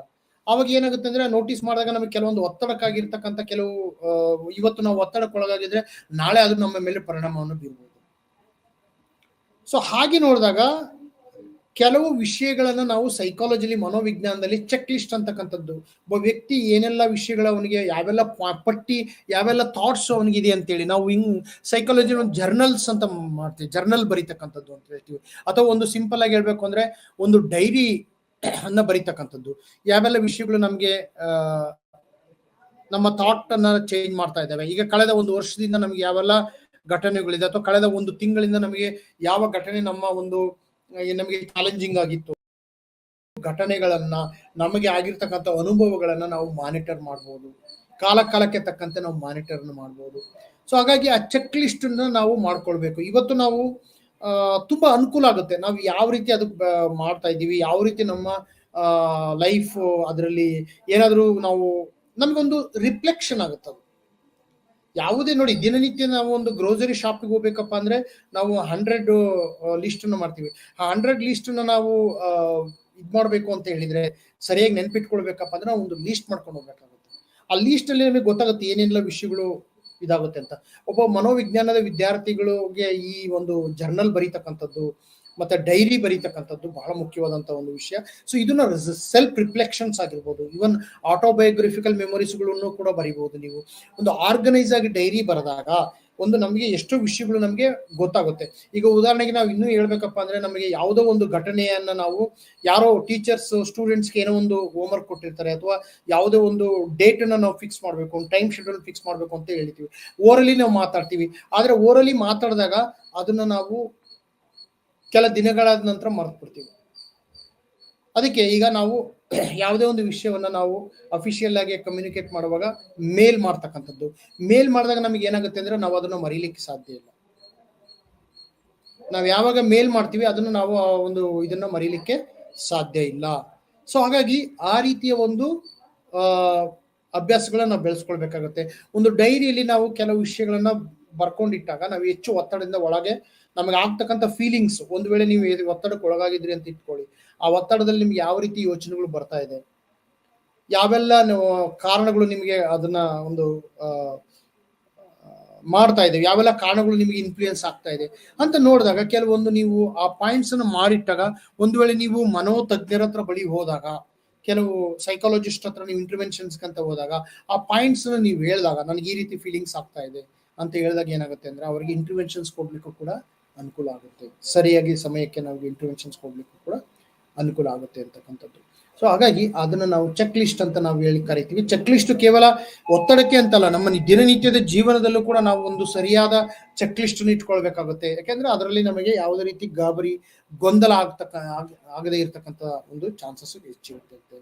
ಸೊ ಇವೆಲ್ಲ ನಾವು ಗಮನ ಕೊಟ್ಟು ನೋಡಿದಾಗ ವಿಶೇಷವಾಗಿ ನಾವು ಈ ರೀತಿಯ ಒಂದು ವಿಷಯಗಳನ್ನು ನಾವು ಹುಡುಕಿ ವಿಚಾರವನ್ನ ಮಾಡಬೇಕಾಗುತ್ತೆ. ಸೊ ಹಾಗಾಗಿ ಅಂತ ಒಂದು ವಿಷಯಗಳನ್ನ ನಾವು ಗಮನ ಕೊಟ್ಟು ಕೆಲವು ವಿಷಯಗಳನ್ನ ಪಟ್ಟಿ ಮಾಡಿ, ಅದಕ್ಕೆ ಬೇಕಾದಂತ ಒಂದು ಎಲ್ಲ ವಿಚಾರಗಳನ್ನ, ನಮಗೆ ಕಾರಣವಾದಂತ ವಿಚಾರಗಳನ್ನ, ಅದನ್ನ ನಾವು ಹೇಗೆ ಹೊರಗೆ ಬರ್ಬೇಕು, ಆ ಒಂದು ಪಟ್ಟಿ, ಆ ಒಂದು ಸಮಸ್ಯೆಗಳಿಂದ ಹೇಗೆ ಹೊರಗ ಬರಬೇಕು ಅಂತ ಗೊತ್ತಾಗಬೇಕಪ್ಪ ಅಂದ್ರೆ ನಮ್ಗೊಂದು ಐಡಿಯಾ ಬರುತ್ತೆ. ನಮಗೆ ನಾವು ಎಷ್ಟೋ ಸಂದರ್ಭಗಳು ನಾವು ಮರ್ತು ಬಿಡ್ತೀವಿ, ನಾವು ಈ ವಿಷಯವನ್ನು ಹೇಳ್ಬೇಕಾಗಿತ್ತು ಅಥವಾ ಅಂತ. ನಮಗೆ ಕೆಲವೊಂದು ಸಂದರ್ಭಗಳಲ್ಲಿ ತಜ್ಞರ ಬಳಿ ಹೋದಾಗ ನಮಗೆ ಎಕ್ಸ್ಪ್ಲೇಷನ್ಸ್ ಮಾಡದೆ ಇರ್ತಕ್ಕಂಥದ್ದು ಅಥವಾ ಮರಿತಕ್ಕಂಥದ್ದಾಗುತ್ತೆ.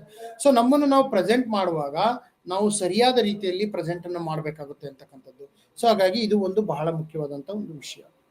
ಸೊ ಚೆಕ್ ಲಿಸ್ಟ್ ಅಂತಕ್ಕಂಥದ್ದು ಬಹಳ ಮುಖ್ಯ. ಸೊ ಹಾಗಾಗಿ ನಾವು ಇನ್ನು ಮುಖ್ಯವಾದಂಥ ಒಂದು ಒತ್ತಡವನ್ನು ಅಳಿತಕ್ಕಂಥ ಒಂದು ವಿಷಯ ಏನಪ್ಪಾ ಅಂದ್ರೆ, ಒತ್ತಡದ ತೀವ್ರತೆಯನ್ನು ಅಳೆಯಲು ಉಪಯೋಗಿಸುವ ಮತ್ತೊಂದು ಸುಲಭ ವಿಧಾನವೆಂದ್ರೆ ಅದು ಸಂದರ್ಶನ. ಸಂದರ್ಶನ ಅಂದ್ರೆ ಇಂಟರ್ವ್ಯೂ ಅಂತ ಕರಿತೀವಿ.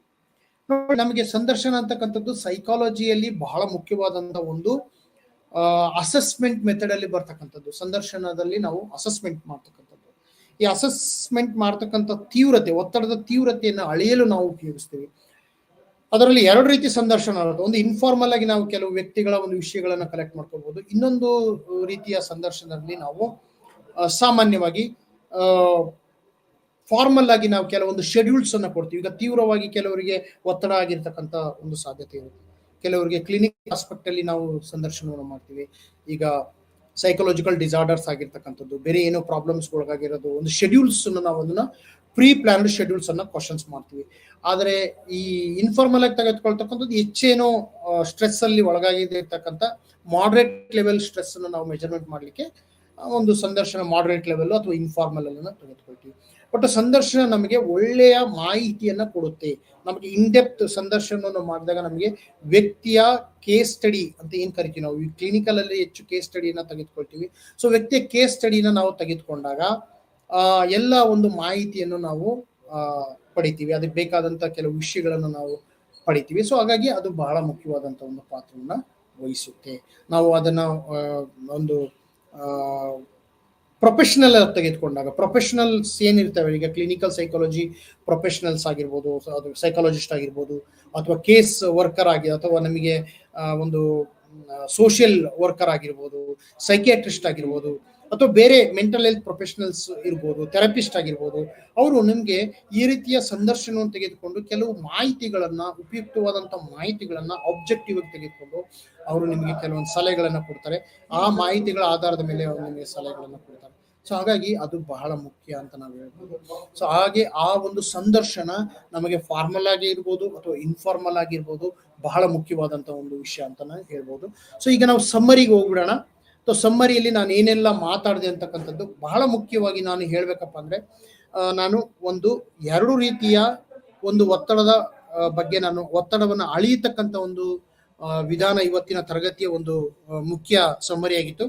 ಅದರಲ್ಲಿ ಎರಡು ರೀತಿಯ ಒಂದು ಒತ್ತಡವನ್ನು ನಾನು ಅಳೆಯೋದ್ರ ಬಗ್ಗೆ ಮಾತಾಡಿದೆ. ಒಂದು ಏನಪ್ಪಾ ಅಂದ್ರೆ ಮನೋವೈಜ್ಞಾನಿಕವಾಗಿ ಅಳಿತಕ್ಕಂಥ ಒಂದು ಕ್ರಮ ಆಗಿತ್ತು. ಮತ್ತೆ ಇನ್ನೊಂದು ಏನಪ್ಪಾ ಅಂದ್ರೆ ದೈಹಿಕವಾಗಿ ಅಳಿತಕ್ಕಂಥ ಒಂದು, ಅದರಲ್ಲಿ ಬೇರೆ ಬೇರೆ ರೀತಿಯ ಮೌಲ್ಯಮಾಪನ, ಶಾರೀರಿಕ ಮೌಲ್ಯಮಾಪನವನ್ನು ನಾವು ಮಾಡ್ತೀವಿ. ಉದಾಹರಣೆಗೆ ರಿಲ್ಯಾಕ್ಸೇಷನ್ ಟೆಕ್ನಿಕ್ ಆಗಿತ್ತು.